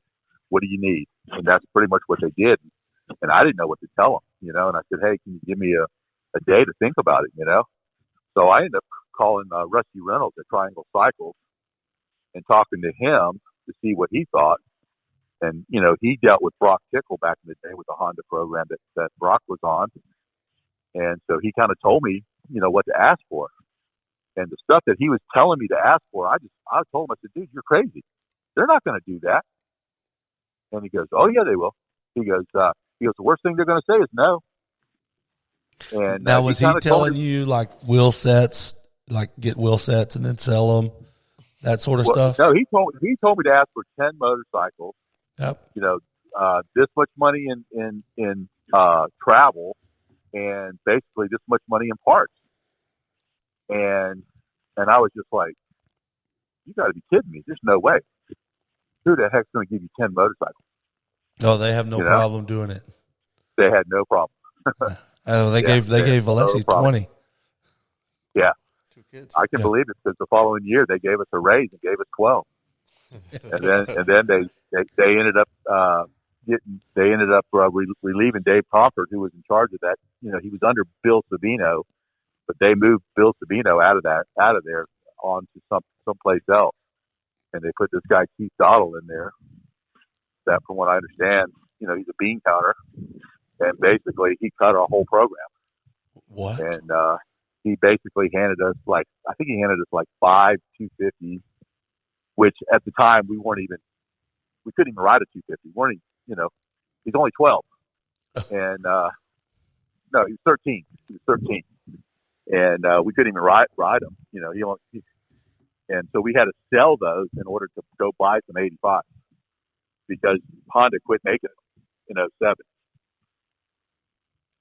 And Dave Comfort had actually put about 20, I think it was 28 of them aside for us in Savachi. And wow. Ended up Savachi moved on to Suzuki, and because of how they cut the program, you know. And I told Keith Dottle that the bikes were there, and he kept saying I didn't know what I was talking about. I was like, okay. And then about 6 months later, after he'd already sent us the 5 250s, hey, you don't need some 85s, do you? I found those 85s you were talking about. Wow, that's crazy. Yeah. So anyway, they cut our contingency. They cut everything, you know. And then the following year after that, I think they gave us 2 2 150s, and that was it. Wow. Now, did y'all stay? No parts, no bonuses, nothing. Wow. Did you stay through that, or did you? Yeah, no, I stayed. Yeah, we stayed. In fact, we ended up doing that Bubba's World that year. You know, when James did his MTV thing, and Red Bull, you know, had called me up and said, hey, you know, we're doing this. We need some kids to, you know, to do the Bubba's World thing. You know, would you round them up for us? And I said, yeah, sure. So to help Honda out, I invited kids that had 150s. Nice. And half these kids I didn't even know. I just knew somebody that had a 150, and I would tell them. And they go, well, I got a buddy that's got a 150. Can he come? I said, yeah, sure. I don't care. As long as he's got a Honda 150, I don't care. And Burr King was supposed to ride one of our 150s. And at the last minute, he wimped out and wouldn't do it because he thought Yamaha was going to, you know, support him that year, which they didn't. And so anyway, I think I ended up a kid on a 65 came there, Chico's kid, and that was because Paggio, the Oakley guy, that was his neighbor, and he had invited him, and he was on a KTM 65. But if you ever watch that episode, you'll notice all of them are riding Honda 150s. Wow. And we had Christine Oler, Austin Collins. We had Carson O'Neill. Carson Tickle. I'm sorry, Carson Tickle. And anyway, there were some other kids there too. I don't remember all of them names. That's crazy. I've not seen that, but I'm gonna go look it up now, or at some point. That's crazy. Yeah. So anyway, we did that. That's, you know, I got to know Big James then, and, you know, along with you know, James Stewart himself a little bit, but we already knew Malcolm, and anyway, yeah. Now, did Cooper race with Malcolm? Are they the same age? No. Malcolm's like probably 3 years older than Cooper. Oh, really? I think Malcolm's yeah, he's at least 3 years older. Yeah, oh, maybe okay. even 4, but he's at least 3. Yeah, I think Malcolm's more like you know, he's Barsha and Anderson and Tomac's age. Those guys are all like 31, and Cooper's only 28. Gotcha. We never raced any of those guys as an amateur. They were always ahead of us.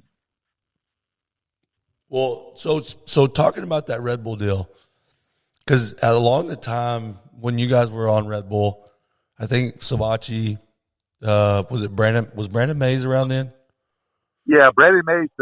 What had happened that first year was Barsha and Cooper, and then the following year, that's when they decided to do the helmet thing, and they actually put together what's called the Jam, which was the junior amateurs, and that's when they brought in Mario, and he was going to go to all the races with that rig, and basically Red Bull was going to pay for all of our entry fees and anything with the track, and so basically all we had to do was show up, and we would have a hookup for our RV, and they put I think it was 5 people on the team, and the original team was Cooper, Brandon Mays, Justin Barsha, Ashley Follick, Tara Geiger, and Vince Freeze.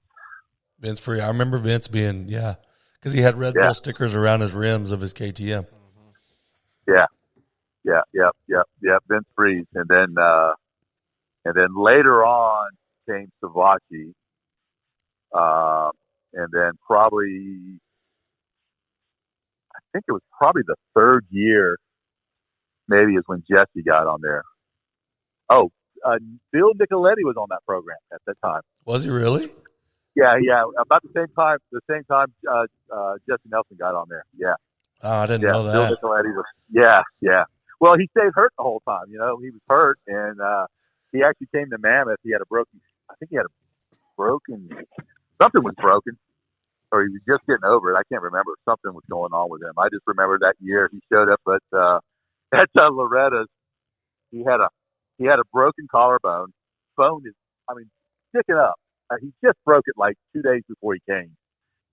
And I had this a sore beam for horses. And anytime these kids would get hurt, I would rub it on them, and it would actually allow them to race. And that's how we were able to get Cooper to race sometimes when he was hurt. And so I put it on Nicoletti, and he ended up racing Loretta's, and he almost won his first moto. In fact, he was leading up until about 2 laps to go and got a rear flat tire. Oh, wow. And if he wouldn't have gotten that flat tire, he would have won Loretta's that year. And the way he broke that collarbone is he was at his practice track. It was a private practice track of his, and he had a blind tabletop that he jumped in. So because he rode it every day, he just went out there and started jumping all the jumps. He jumps the tabletop, and there's a freaking cow on the other side, and he hits the cow and breaks the collarbone. Holy cow. Wow. That's a the neighbors story. had a pasture. They had a pasture, and I guess the cow had gotten over the fence somehow. Wow. Too bad there wasn't GoPros back then, huh? Yeah, I know. Yeah. So anyway, when he showed up at Loretta's, and then I had to put that on Plessinger one time too, and that allowed him to race for 1 year. Is it just like horse liniment cream? Yeah, exactly. Yeah.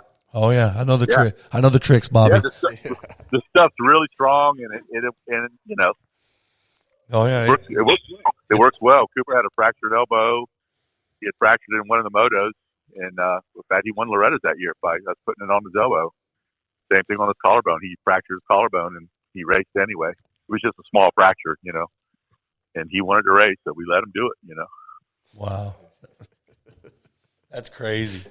So, yeah. So how many years were y'all on that Red Bull Jams team?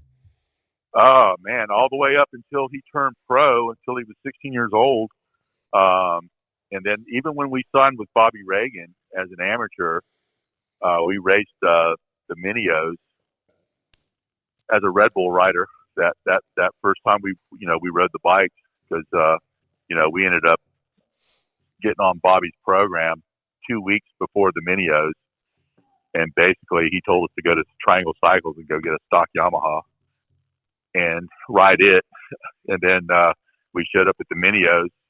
They shipped us 2 bikes to my shop. They showed up Friday afternoon. We pulled them out of the box, put them together. He told us not to start them. We took the bikes to the Minios. Brad Hoffman was supposed to be there. His flight got delayed because of storm, so he didn't show up until Saturday night.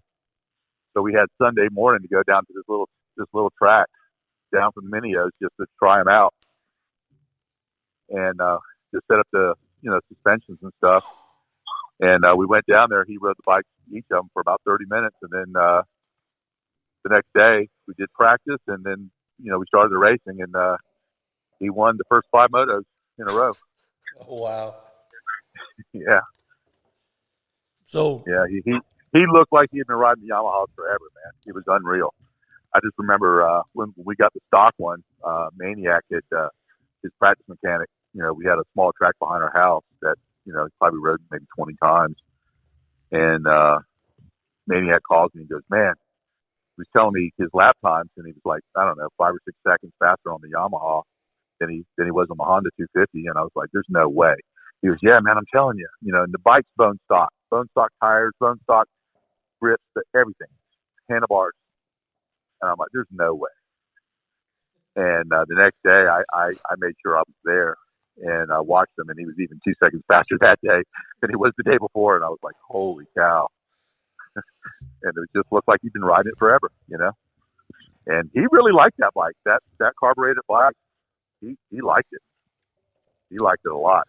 I just remember when we test rode it, that was something that I had, Big James had told me, and O'Neill Tickle had told me. He said, "Hey, man, any of these factory guys that want you to try their bikes, you need to go and try it, because this way you kind of know how the team operates and what they're all about."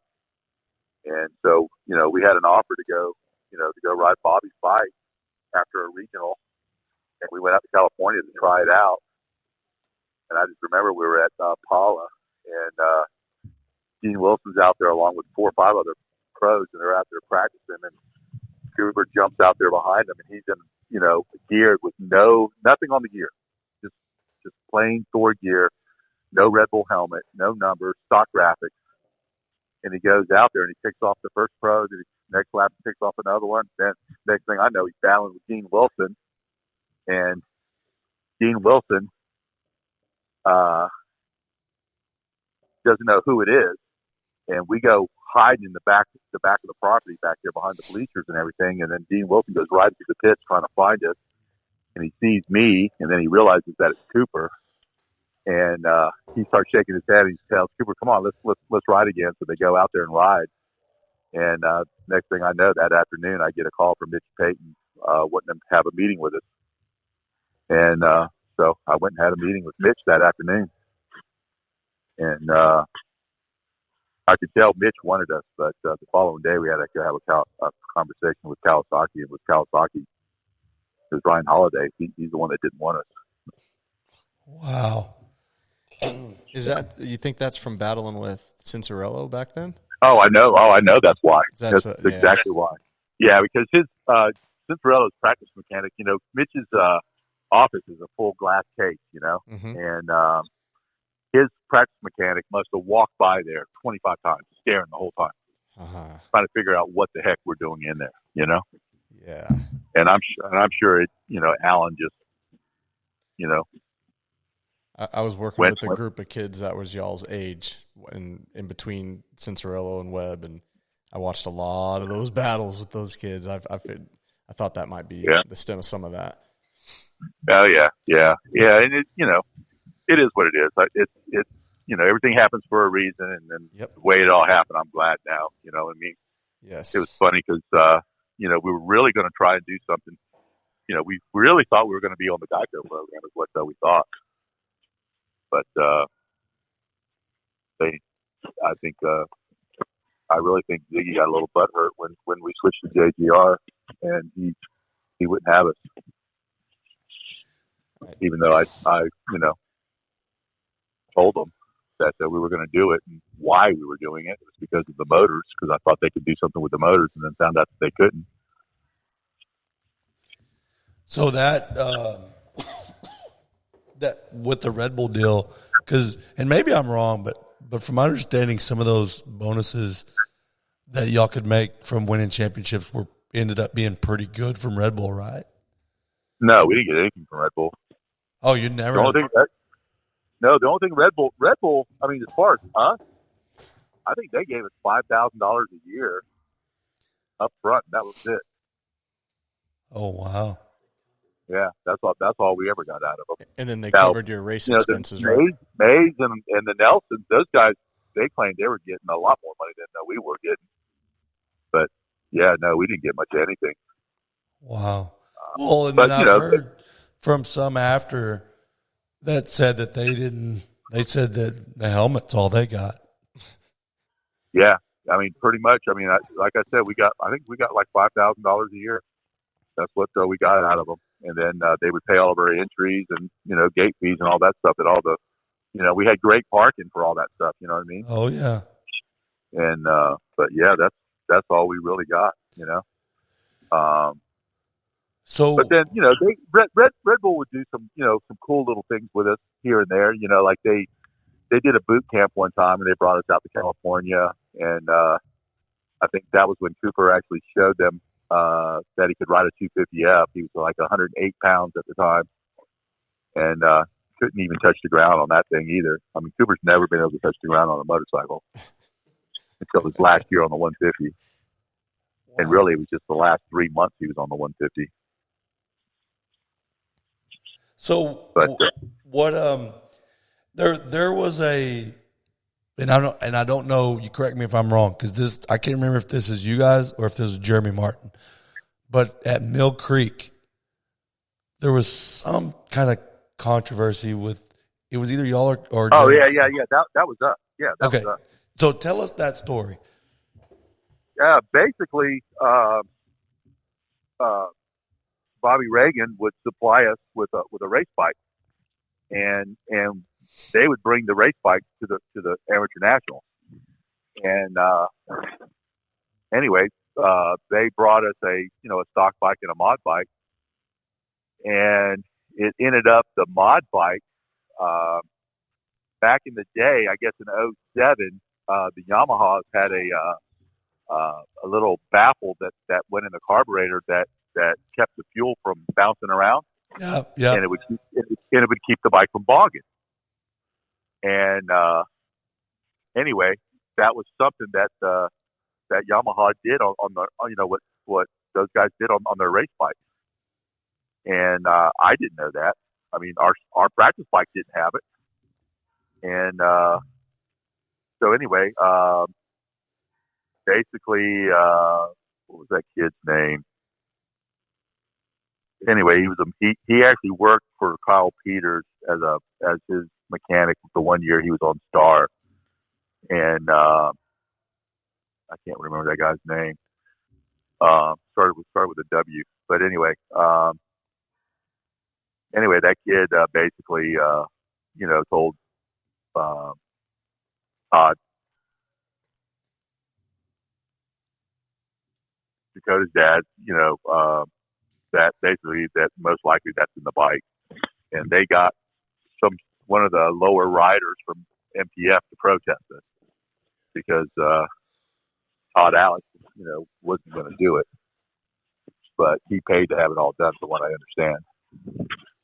And so anyway, they I guess they protested about 6 things or something like that, and anyway, after we had won the stock class, they told us that we were under protest, and then I guess Bobby Reagan went up there and talked to them about it. And the part is in the Yamaha catalog, but the problem was because it was an older part, you can't run an older part in a newer bike. And Bobby Reagan's argument was it was for safety reasons because it keeps the bike from bogging. And they didn't care. And so basically, they came at it like it was a hanging, man. I felt like it was the Wild Wild West, Oh, There's like 100 people coming down the road, and I'm sitting there, and I just told Cooper to go on. I didn't want Cooper to these people, how people get. Oh yeah. Mm-hmm. And I had no idea, about it. And I'll be honest with you, after that, I almost told Bobby Reagan we quit. Because I was so pissed off about that. Because that was the one thing I wasn't into cheating. Right. I wasn't into it because I felt like you're not helping your kid any when you do that. You have to mod the kid, not the bike. It's all about modding the kid, and that's what I was all about, was make the kid better. Well, if they're outrun, just like our practice bikes. I mean, our practice bikes were stock bikes with pipes on it. People think that we had some kind of, and it was just Cooper. Cooper just rode the piss out of the bike. Well, they end up changing that rule later on for safety reasons. Probably so. That you could add that baffle in there. There's a little a little top hat. Well, that was like at Loretta's. They ended up trying to protest us for the muffler. Because I think for sound they were making you run an aftermarket muffler, and they were trying to protest us on that because the muffler on a Yamaha at that time was the mid pipe in the muffler was all one piece, and in the catalog they call it a muffler. Well, and Mitch Payton is the one that had to go to battle for us on this, and ended up they were trying to protest us for having a mid pipe, and anyway, there was no way to run the muffler to meet the sound. You know what I mean? Right. Without the mid pipe, so they ended up agreeing with Mitch, like that's part of the muffler. Mid pipe's part of the muffler. Whereas like on a KTM, it's all three separate pieces. Right. So anyway, that scared me the entire time we raced, was not understanding the rules properly, and they can get you so easily. And I'm not a mechanic, and I had to trust a lot of mechanics, and that's scary. Yeah. Well, I remember Stroop getting protested for having foam in his foot peg. Having foam in the brake pedal. He got protested for that, and they docked him for having foam. Wow. In a mud race. And that, there's in no way is that help the bike run better. No, the foam just kept the mud from getting stuck in the between the frame and the in the foot pegs and stuff. That's what it did. Wow. It was a mud. Yeah, it was a stock class. That is crazy. Yeah, there was all kinds of stuff you could do back then. You couldn't change your foot pegs. You couldn't, it was pretty ridiculous, to be honest with you. Some of the stuff that the dads tried. I remember in the PW class, they tried to protest us for our seat cover. And what it was, InStyle had given us a set of graphics for the PW class because we qualified for Loretta's. And, I sold that stuff in my shop. And the kit had this clear, slick vinyl on the side of the gripper of the seat, and there was a gripper seat in the center. Well, you can't run the gripper seat, so what I did is a friend of mine that does upholstery, I had them take a stock seat cover and take the gripper out and put the Yamaha material in, and this way that side, it was like a clear plastic, and it kind of it was part of the graphics, and it made the graphics look really cool. But it was actually slicker, so it was actually a disadvantage. And but I had a dad protested that at Loretta's for running that seat cover, and they ended up throwing it out. Wow. Yeah. They'll protest for anything. I've seen it all, and I've been a part of most of it. Never fails with the P-Dub class either. Or just 50s in general. Yeah. Whoa. Yeah. Yeah, it was pretty bad as far as that kind of stuff, Yeah. So tell us. And I would tell anybody, hey, you protest this. It's kind of a compliment, to be honest with you. 100% is a compliment. Yeah. It's hard sometimes to look at it that way, though. In the moment. We got protested a lot, and I was pissed every time. Nah. Free top end. Free top end. Yeah, and never got like, we were never cheating. We just, like on 50s, it happened a lot, and I'm like, you get $150. I can't rebuild that motorcycle for $150 like it was. Yeah, I just can't do it. Well, that was, and that's what people, what people didn't understand is Cooper was so small. That's what our advantage was the fact that he was light. These other kids, they weighed 75 pounds. Well, hey, we only weighed 45, 50 pounds. Right. Which is 10 pounds, huge. 10 pounds is a horsepower. Yeah, it's a Think about huge difference. Big difference. Yeah. I had the opposite problem with my kids. Yeah, no. My kids were humongous. Yeah. And that's why I think Bobby Perry's motor worked so good, because he built his kid's bike, and it was, all bottom end, because, he was such a big kid. And then it was so funny because, McSwain and like Nick Gaines and all them, those guys are running like 45. I mean, they're running 47 and 48 tooth rear sprockets, and we're running 44 and 45. And it was because the bike had so much low end, and the fact that it was so light, Right. Yeah, actually, the master pull. I remember the mom. The mom was a mechanic, and anyway, I remember she would actually come over to our pit and write down what size sprockets we were running, and go back and swap out their bikes and No way. Set up. Yeah, because Jesse and Cooper. Jesse was a little bit bigger than Cooper, not much, but they could run just about the same thing.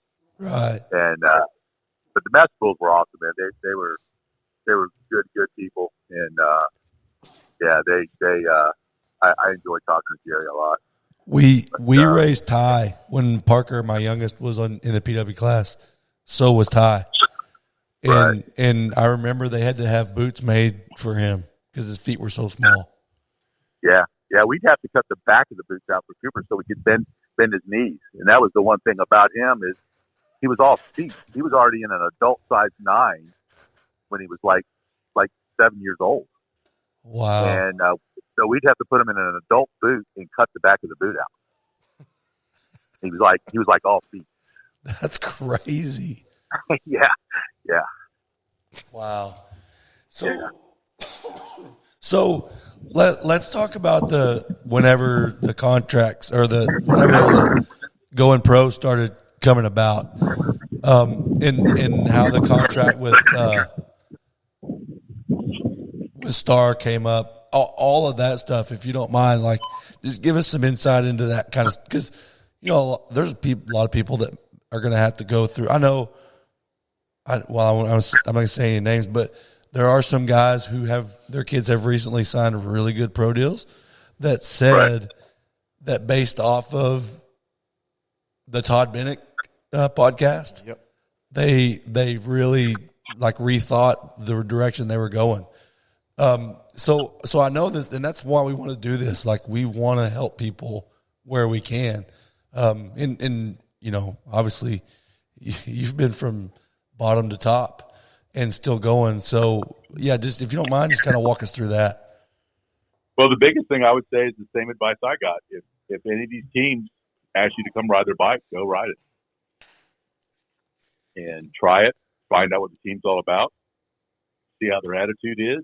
And it's not necessarily all about the money. You know what I'm saying? We went and rode the Geico bike. We were invited to go there to do that. We actually raced the amateur race at Red Bud. We had a race against Jeremy Martin. We actually beat him. That's when Jeremy was on a Suzuki riding for Rockstar, and we went out there on a stock Honda 250 from JGR that just basically had JGR suspension and a FMF pipe on it, and beat him. And nothing special. And then we ended up doing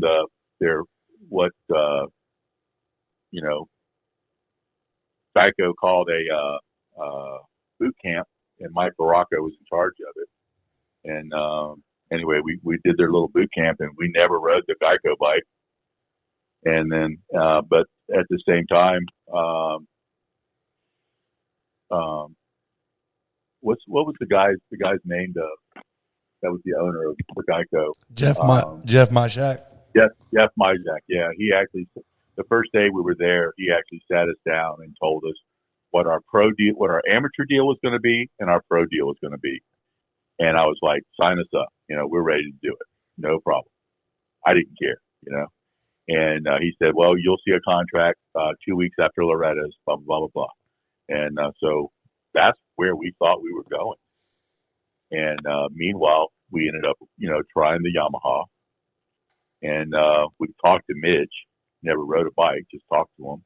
And then we ended up riding a KTM, but it was just a stock bike. We actually met Ian and Roger and Ramsey at the time. And but they had no idea what the heck we were doing there. And because they didn't have a program at the time, there's no such thing. Sleater was in charge of it, and everything that guy came out of his mouth, it didn't happen. And so basically, we ended up trying a Troy Lee bike, and that's when Tyler Keith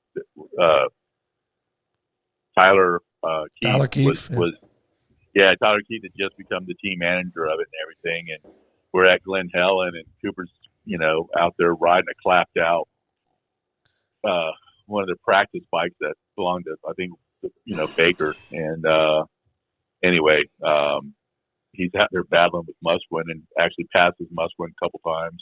Musquin would catch him, pass him right back. And he went out there for 3 sessions. In the first 2 sessions, Tyler Keith didn't even walk over to the edge and even watch him ride. He was too busy talking to one of his buddies.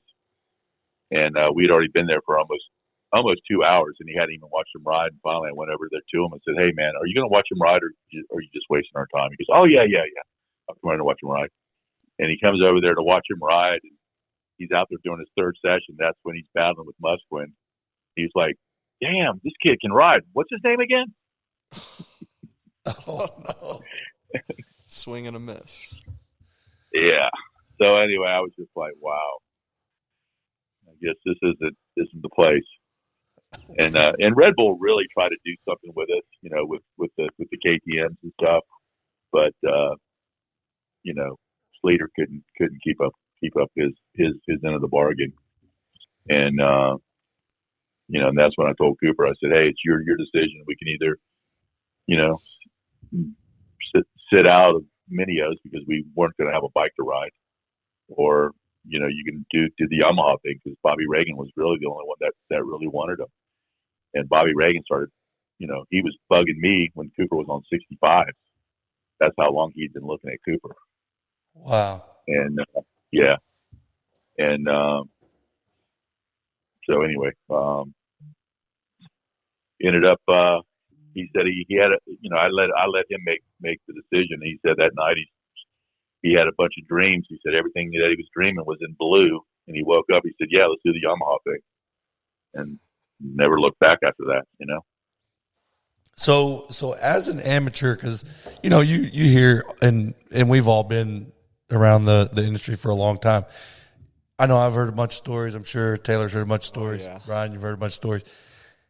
As an amateur, and I think me and you've actually talked about this before, but how was Bobby with Cooper as an amateur? Because some of the stories aren't the best. Not with y'all, but just other riders.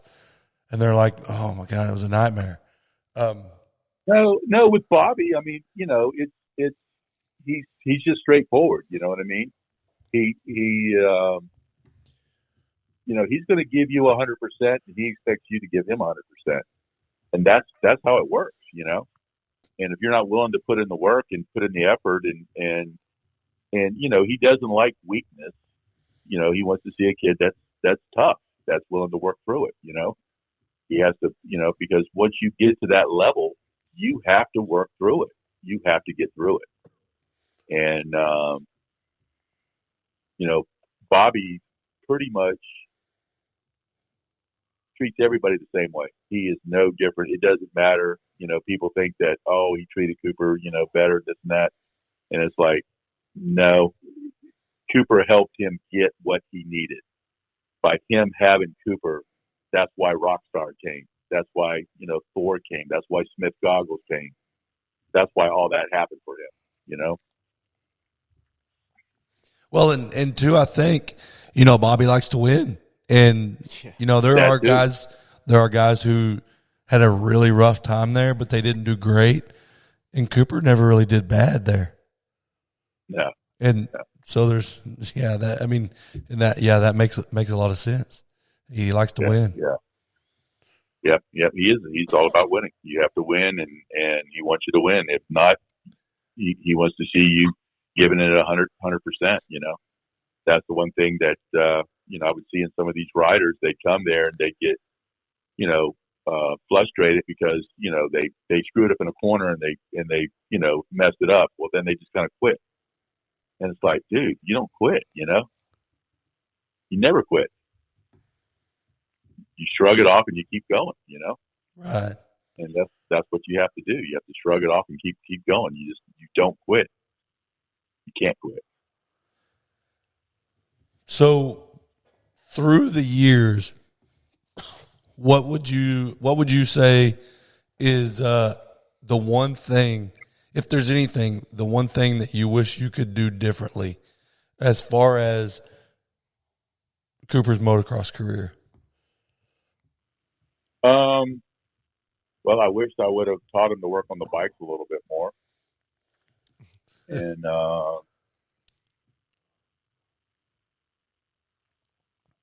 that's probably, the main thing right there. I wish he had a little bit more knowledge on how to actually work on the bikes. He's actually gotten, really good with the suspensions.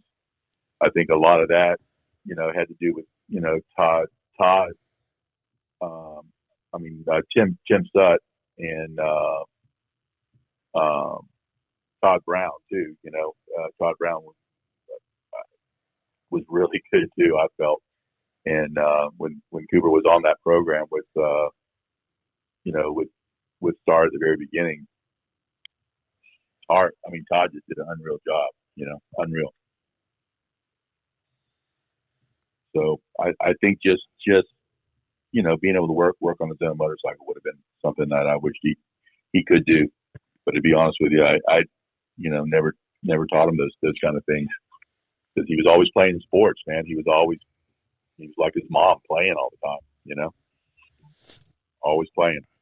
Well, and thankfully to this point, he's had mechanics that can. He's had access to some decent mechanics. That helps.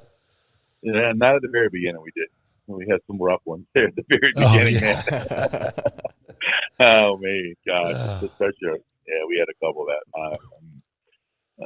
unreal. No comment. But anyway, I hear you moving along. So, we didn't get a decent one until we got a kid named. Well, I shouldn't say that. We had a guy named Billy Gallagher that was really good. Then we had Kuhn. He was actually really good, and then Maniac, and some of the other guys. I don't know. We try and tell them something, and they wouldn't want to listen. They always knew more than you did, more than the dad did. Right. There's some of those out there. So we had there's some dirt bike riders that are that way too. The mechanics, especially our first year the first year we did Schoolboy 2.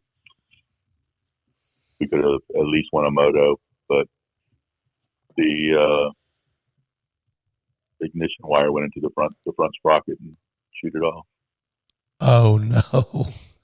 Yeah, that's never good. Hello? Yeah, can you hear me? Hello? Did I lose you? Are you there? Yeah, I got you. Bobby. Hello? Hello.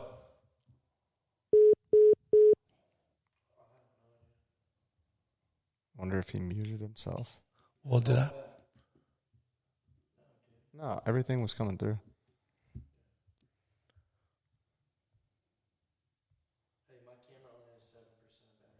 Yeah, let's wrap it up. On it. Did we lose you? Yeah, I don't know what happened. I'm sitting still here. Yeah, I don't know. We could hear everything on our end. Anyways, we've had you on here for a while, and I want to kind of wrap it up. But I want to ask you what do you think was the one, if there's any one moment or one thing that you guys did that you feel like made a big difference in his career as an amateur? I think just having the right people around us, Gary Bailey was a big help, for sure. I think Colleen Millsap was a help too. We had we just had a lot of people help us. I mean, we just had a lot of good people. Like a guy named Steve Jenner, he's the guy that actually really is the one why Cooper rides. And a guy named Randy Smith that, helped us out quite a bit. Cass Flowers and Chuck Snyder that owned the track. The guy he would do anything for Cooper. I mean, when it came time for Loretta's, he would try and put in, the 10 Commandments the best that he could. And just stuff like that helped us. A guy named David Evans, he was Cooper's agent for the longest time. And he was a big, big help. But just having good people around us, How early did y'all start working with an agent?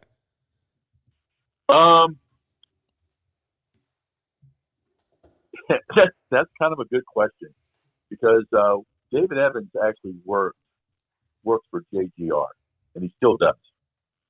And David Evans actually worked with James Stewart. He was actually James's. I don't know if he was his first agent, but he's the one that had James at the very beginning. And anyway, David, when we did our deal with JGR, I had no idea what David did. We used to race against David's son, and so I would see him at the races occasionally here and there, and I had no clue what David did. And I just remember Mitchell Key, who used to build the motors at JGR, saying that he goes, man, David Evans is going to be pumped that Cooper's going to come, ride for JGR. And I was like thinking to myself, why would David Evans be interested in that, And I get there to do this meeting, and Joe Gibbs is there, and Coy Gibbs is there, and David Evans is there. David Evans is in charge of the meeting. And I'm just like, wow, he works for these guys. I had no clue. And anyway, he had offered to, anytime we needed help with any kind of contracts or anything like that, let him know. He would help us. And anyway, I really couldn't afford to hire somebody. And David was like, no charge. I'll just help you. I was like, oh, okay. So anytime I needed advice, I would just ask David, and David would help us. And so then once we turned pro, I felt like we needed to pay him or do something for him. And he was like, no, don't worry about it. He goes, once he gets to the 450s, then you can start paying me. And anyway, I felt so guilty that I would, try and figure out something that I could do for him. And I remember that he wanted to get a pit bike for his son, and we were getting a new pit bike because he had won a bunch of contingency money, and he was going to get a Yamaha pit bike, and we ended up giving him, a pit bike, Cooper's pit bike, just because, and so anyway, it wasn't until the 450s really when we actually started paying the guy. That's crazy. Yeah. I mean, that is craziness. Yeah, I know. Because normally everybody wants that money. Yep. No, David wasn't about the money, man. He just liked us, and he liked the fact that he knew we had no money, and he said it would blow his mind because we'd show up in this dilapidated RV and go out there and just win, Do you still have that fun mover? Man, I don't have it, but the guy I sold it to still takes it to the races. I have friends of mine take pictures of it and send it to me. In fact, my one buddy told me I needed to buy that thing back and have it bronzed. And when I sold that RV to that guy, it had 300,000 miles on it. Holy cow. I had already put 3 transmissions in it, and that guy still takes it to the races, man. That thing is not going to quit. Does it still have your still has action on it? Yeah, the whole yeah. bit. Yeah, it Wow. hasn't changed. Yeah, it hasn't changed. That's crazy. I know. It is. And anyway, he was one of Jimmy Weimer's buddies that I guess the guy owns a track up in Maine. And so anyway, I think he keeps it down south here somewhere. And what he does is he'll drive in. I think he keeps it at one of the tracks, and then he drives in and then lives out of that in the wintertime and travels to some of the races down in Florida and around North Carolina and South Carolina. And then he'll show up at regionals and stuff. And from what I understand, it was at Loretta's, I think, last year or the year before. Oh, wow. That's crazy. Yeah. That thing's been around the world. Yeah, it has. Yeah, it has. So anyway, like I told Cooper, I said, that thing's going to quit racing whenever you do. Wow. Yeah. Well, Bobby, we really do appreciate your time to do this. We were so excited to do this podcast, and I mean, there's multitude of reasons. I mean, Cooper's is one of the top guys in the sport right now, but he's been one of the top guys in the sport for a long time, and probably the grittiest racer that I've ever in my lifetime. But most of all, the biggest thing is nice dude. You're a good guy, and it's a great story. It's different than so many others because he made it to the top, and he never homeschooled. And well, we did homeschool at the very, very end, but it wasn't until his 11th grade, halfway through his 11th grade year. So very end. I told him he had to have a pro contract before we would do it, and he had gotten a pro contract, and then we made him, finish out that semester, and I think it was like his 11th grade year, like January 17th or something like that. Him and Maniac, packed up his van and took off for California, and they basically went out there and lived behind the shop in an RV that belonged to Chad Lanza, who was the valley side of Star Valley. Star Valley, and him and Maniac and Jeremy Martin and John Martin all stayed in that RV behind the shop, and it was so crazy because when I would come out there, for a week, 2 weeks sometimes, then I'd have to go back and work for a week or two and then go back. So I was kind of going back and forth. I would stay in the RV too. So there was 5 of us in this RV, and I felt like I was living with the Keeblers because they were all like 5'5" and under, and here I am, this big man, and so anyway, ended up. I think Cooper ended up being the tallest out of all of them. He ended up being 5'7", but it's kind of funny because I think John's might be the smallest one, and the dad. But anyway, it was fun times. It was pretty cool, and that was when I think Jeremy was he was an A rider and Cooper was a B rider, and so anyway. Well, that's awesome. But and then go ahead. No, I was going to say, and then he ended up doing the schoolwork and everything, and so anyway. Well, Bobby, we appreciate it. We can't tell you how much. I'm excited to get this out there to the people because we didn't have to do a whole lot. You're maybe the easiest interview we've ever done. Really? Oh, God, yeah. I've said 10 words. Yeah, I've maybe said 15. But that's what we want. I mean, it's not necessarily people here to hear us. It's people here to hear you. Yeah. So but it's all about. Yeah, but to be honest with you, it's all about the people you meet. It's pretty awesome. There was, Mike Burking could probably tell you a bunch of stories. There's a bunch of stories, but we had a lot of people that helped us along the way. Steve McSwain and even Scott Plessinger and Kevin Peters and Dwayne Lindsay and I don't know the Gainers. There's a bunch of people. Even Sean Martin. Oh yeah, I remember Sean Martin going to bat for us at Ponca one year, and anyway, they had warned Cooper for rough riding, and what it was, Jace Owens had come over and grabbed Cooper off the podium and body slammed him, and because Jace, felt like Cooper had rode him dirty on the last lap, and all it was Jace had gone inside and got caught up behind lappers, and Cooper went to the outside and was going to pass him, and Jace tried to take him out. Instead, Jace, Jace is the one that ended up going down, not Cooper. Cooper ended up winning the moto, Wow. And, yeah. And so anyway, they thought they were going to get protested. They thought I was going to protest them for doing what he did because one of the officials had to, come over there and grab Jace. And I wasn't going to do anything.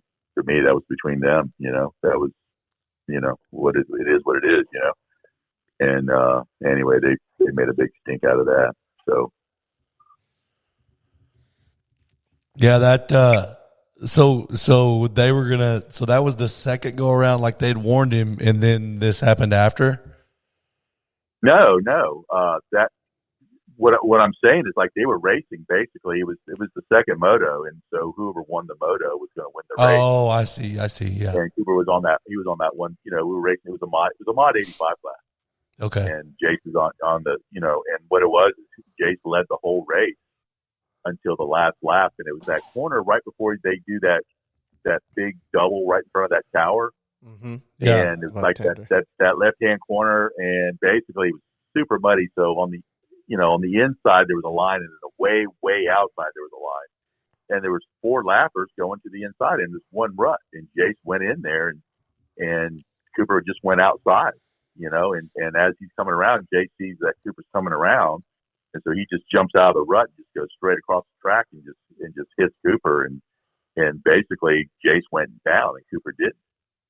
Cooper almost went down, but he didn't. Gotcha. And, he ended up winning, and then they went and protested us for the rough riding, because after that moto, when they got up on the podium, Cooper's on the podium, Jace went up there and snatched him off the podium and body slammed him. Oh wow. Yeah.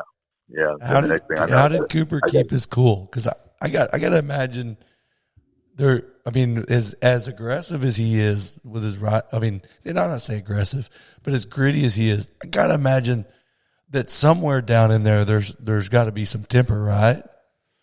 Yeah, but what's funny about him is, as a kid growing up, I can count on one hand how many times I had to spank him, and I still wouldn't use all of my fingers. Wow. Because he just listened, he always listened, and he would do what he was supposed to do. And he was always that way. That was what was so easy about him. I mean, I think Gary Balo tell you the same thing, that, he could tell Cooper something on how to do it, and Cooper could do it. He would go out there and do it the way he's supposed to do it. And that was the thing about him, is that he did what he was supposed to do, no matter what. And he knew that fighting wasn't, you don't do that, Right. And so when Jace grabbed him and threw him down, luckily there was an official there and that grabbed Jace off of him and, broke him up and stuff. And I think the dad kind of freaked out and thought that, we were going to do something about it, but I wasn't going to do anything about it, the way, like I said, I that's between those two, Right. Wow. Well, I'll tell you what, I've learned a lot tonight, which is awesome. I mean, that's the cool thing about it. We've said this numerous times, but I think I would do this even if nobody listened to it, just because I like learning about people. Like I like to know the story. Yeah. And you've delivered some good ones tonight, Bobby. Yes. Thank you. Well, thanks. Yeah. Well, another thing, another thing that I used to say to him too is, excuses are only satisfying to the ones that give it. So you just don't make excuses. You do it. And if you can't do it, it is what it is, and you don't make excuses. You just push on. And that's what so frustrates me a little bit about him, is the fact that a lot of the media says stuff about him that's just not true. They make him out as this mean kid or whatever, and he really isn't. And to me, that's a little bit frustrating sometimes. And there's certain media people that have always done that his whole career, kind of made him out as this bad kid. And when in all honesty, he's not. And that's the part that's a little bit frustrating, especially with, the moto media. Well, I can tell you this. Amy Cochran doesn't. I mean, she is like not the easiest person to get on her good side, and she loves Cooper. So that's a pretty good testament to him. Yeah. So yeah, I can. Yeah, and that's how he is, man. I mean, he you know, in all honesty, he would give you the shirt off his back. That's awesome, and I could see that. I mean, like I could feel that. I mean, he's. I've been, you know, up until this last weekend, I've been to all the West Coast rounds, and I mean, he's always nice when I'm in the circles. I see the kids bothering him during track walk, and he's visiting with them, and they're not all like that. No. Yeah. No, but he's not a talker either. You know, he is pretty reserved. He is, you know, but you know, when you get him to talk, you know, he will talk. He enjoys talking about anything but racing. You know, if you go talk to him about football, basketball, stuff like that, dude, he loves it. You know, he absolutely loves it, and he keeps up with all the stats. And I mean, he's all into it, big time. That's awesome. Well, Bobby, we're running low on our battery on our camera. Yeah, me too. So we are going to let you go. But like I said, we really appreciate you coming on. I've enjoyed this. And maybe down the road when Cooper's done racing, we can do one and talk about that pro career a little bit. Yeah, no worries, man. All right, Bobby. Well, thank you once again. And we will have this thing out. Well, I'll let you know. I'll text you and let you know, but probably have it out in a week or two. All right, man. Thanks. Thanks, Bobby. Thank you. Bye. Well, that was good. I forgot. That was still really rolling. good. No, that was awesome. One thing that I don't want to do is ever like push people to say shit that is going to make waves or whatever. But I love it when people say shit that's going to make waves. Yeah. You know what I mean? Like, not that he went over. He's just being honest. Yep. But that's the kind of stuff that even me, like, I feel like we're in the industry. Mm-hmm. But I learned some stuff. Yeah. You know what I mean? And I dig that. Like, at 49 years old, I like to learn stuff about the sport that, I mean, I think I know a lot, but I was like, ooh, yeah, there you go. All right.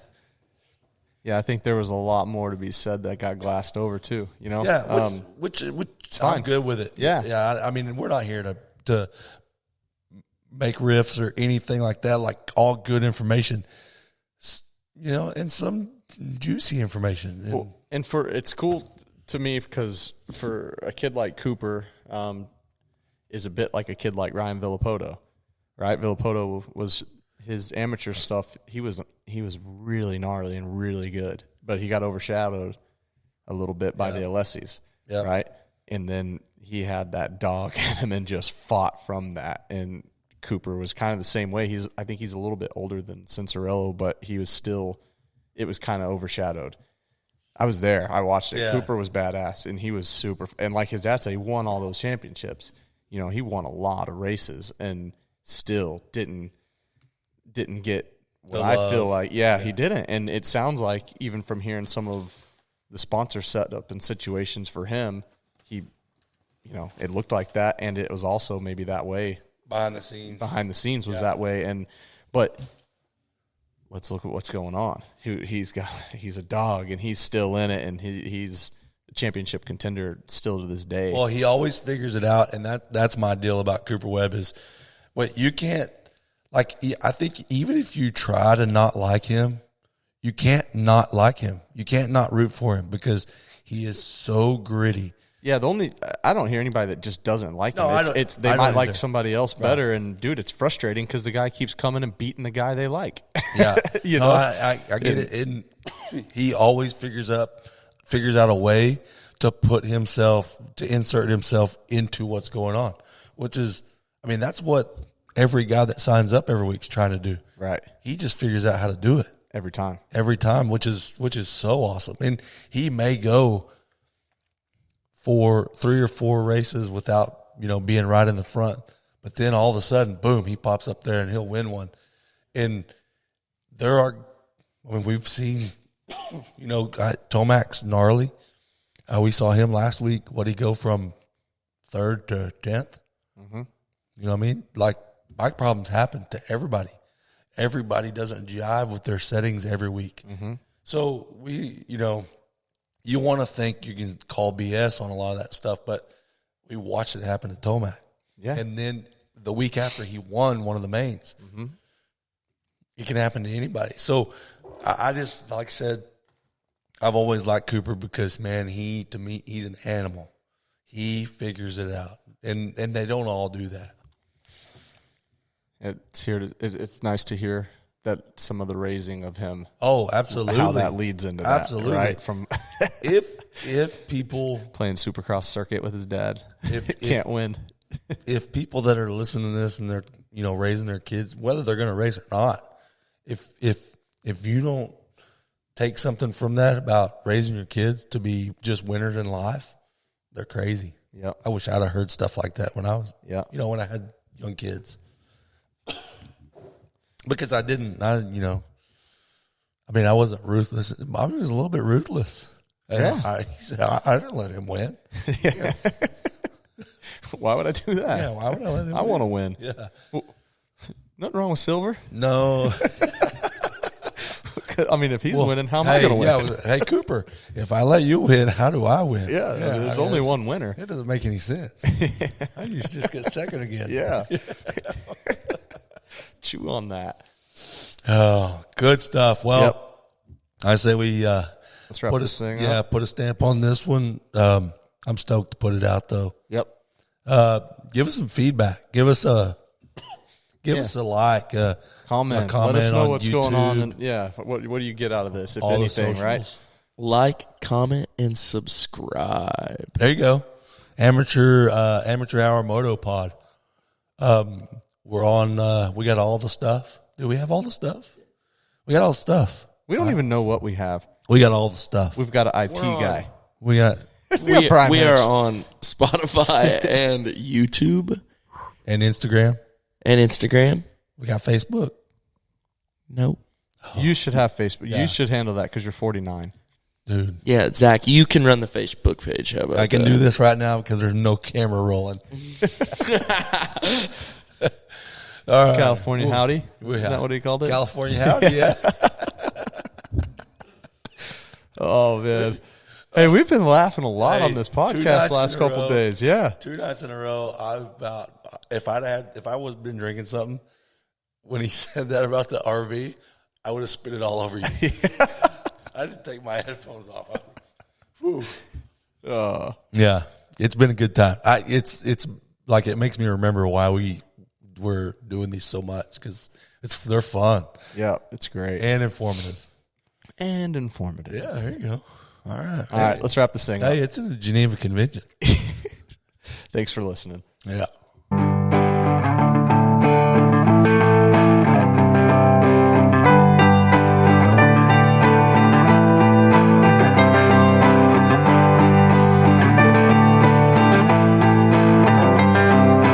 Closing time.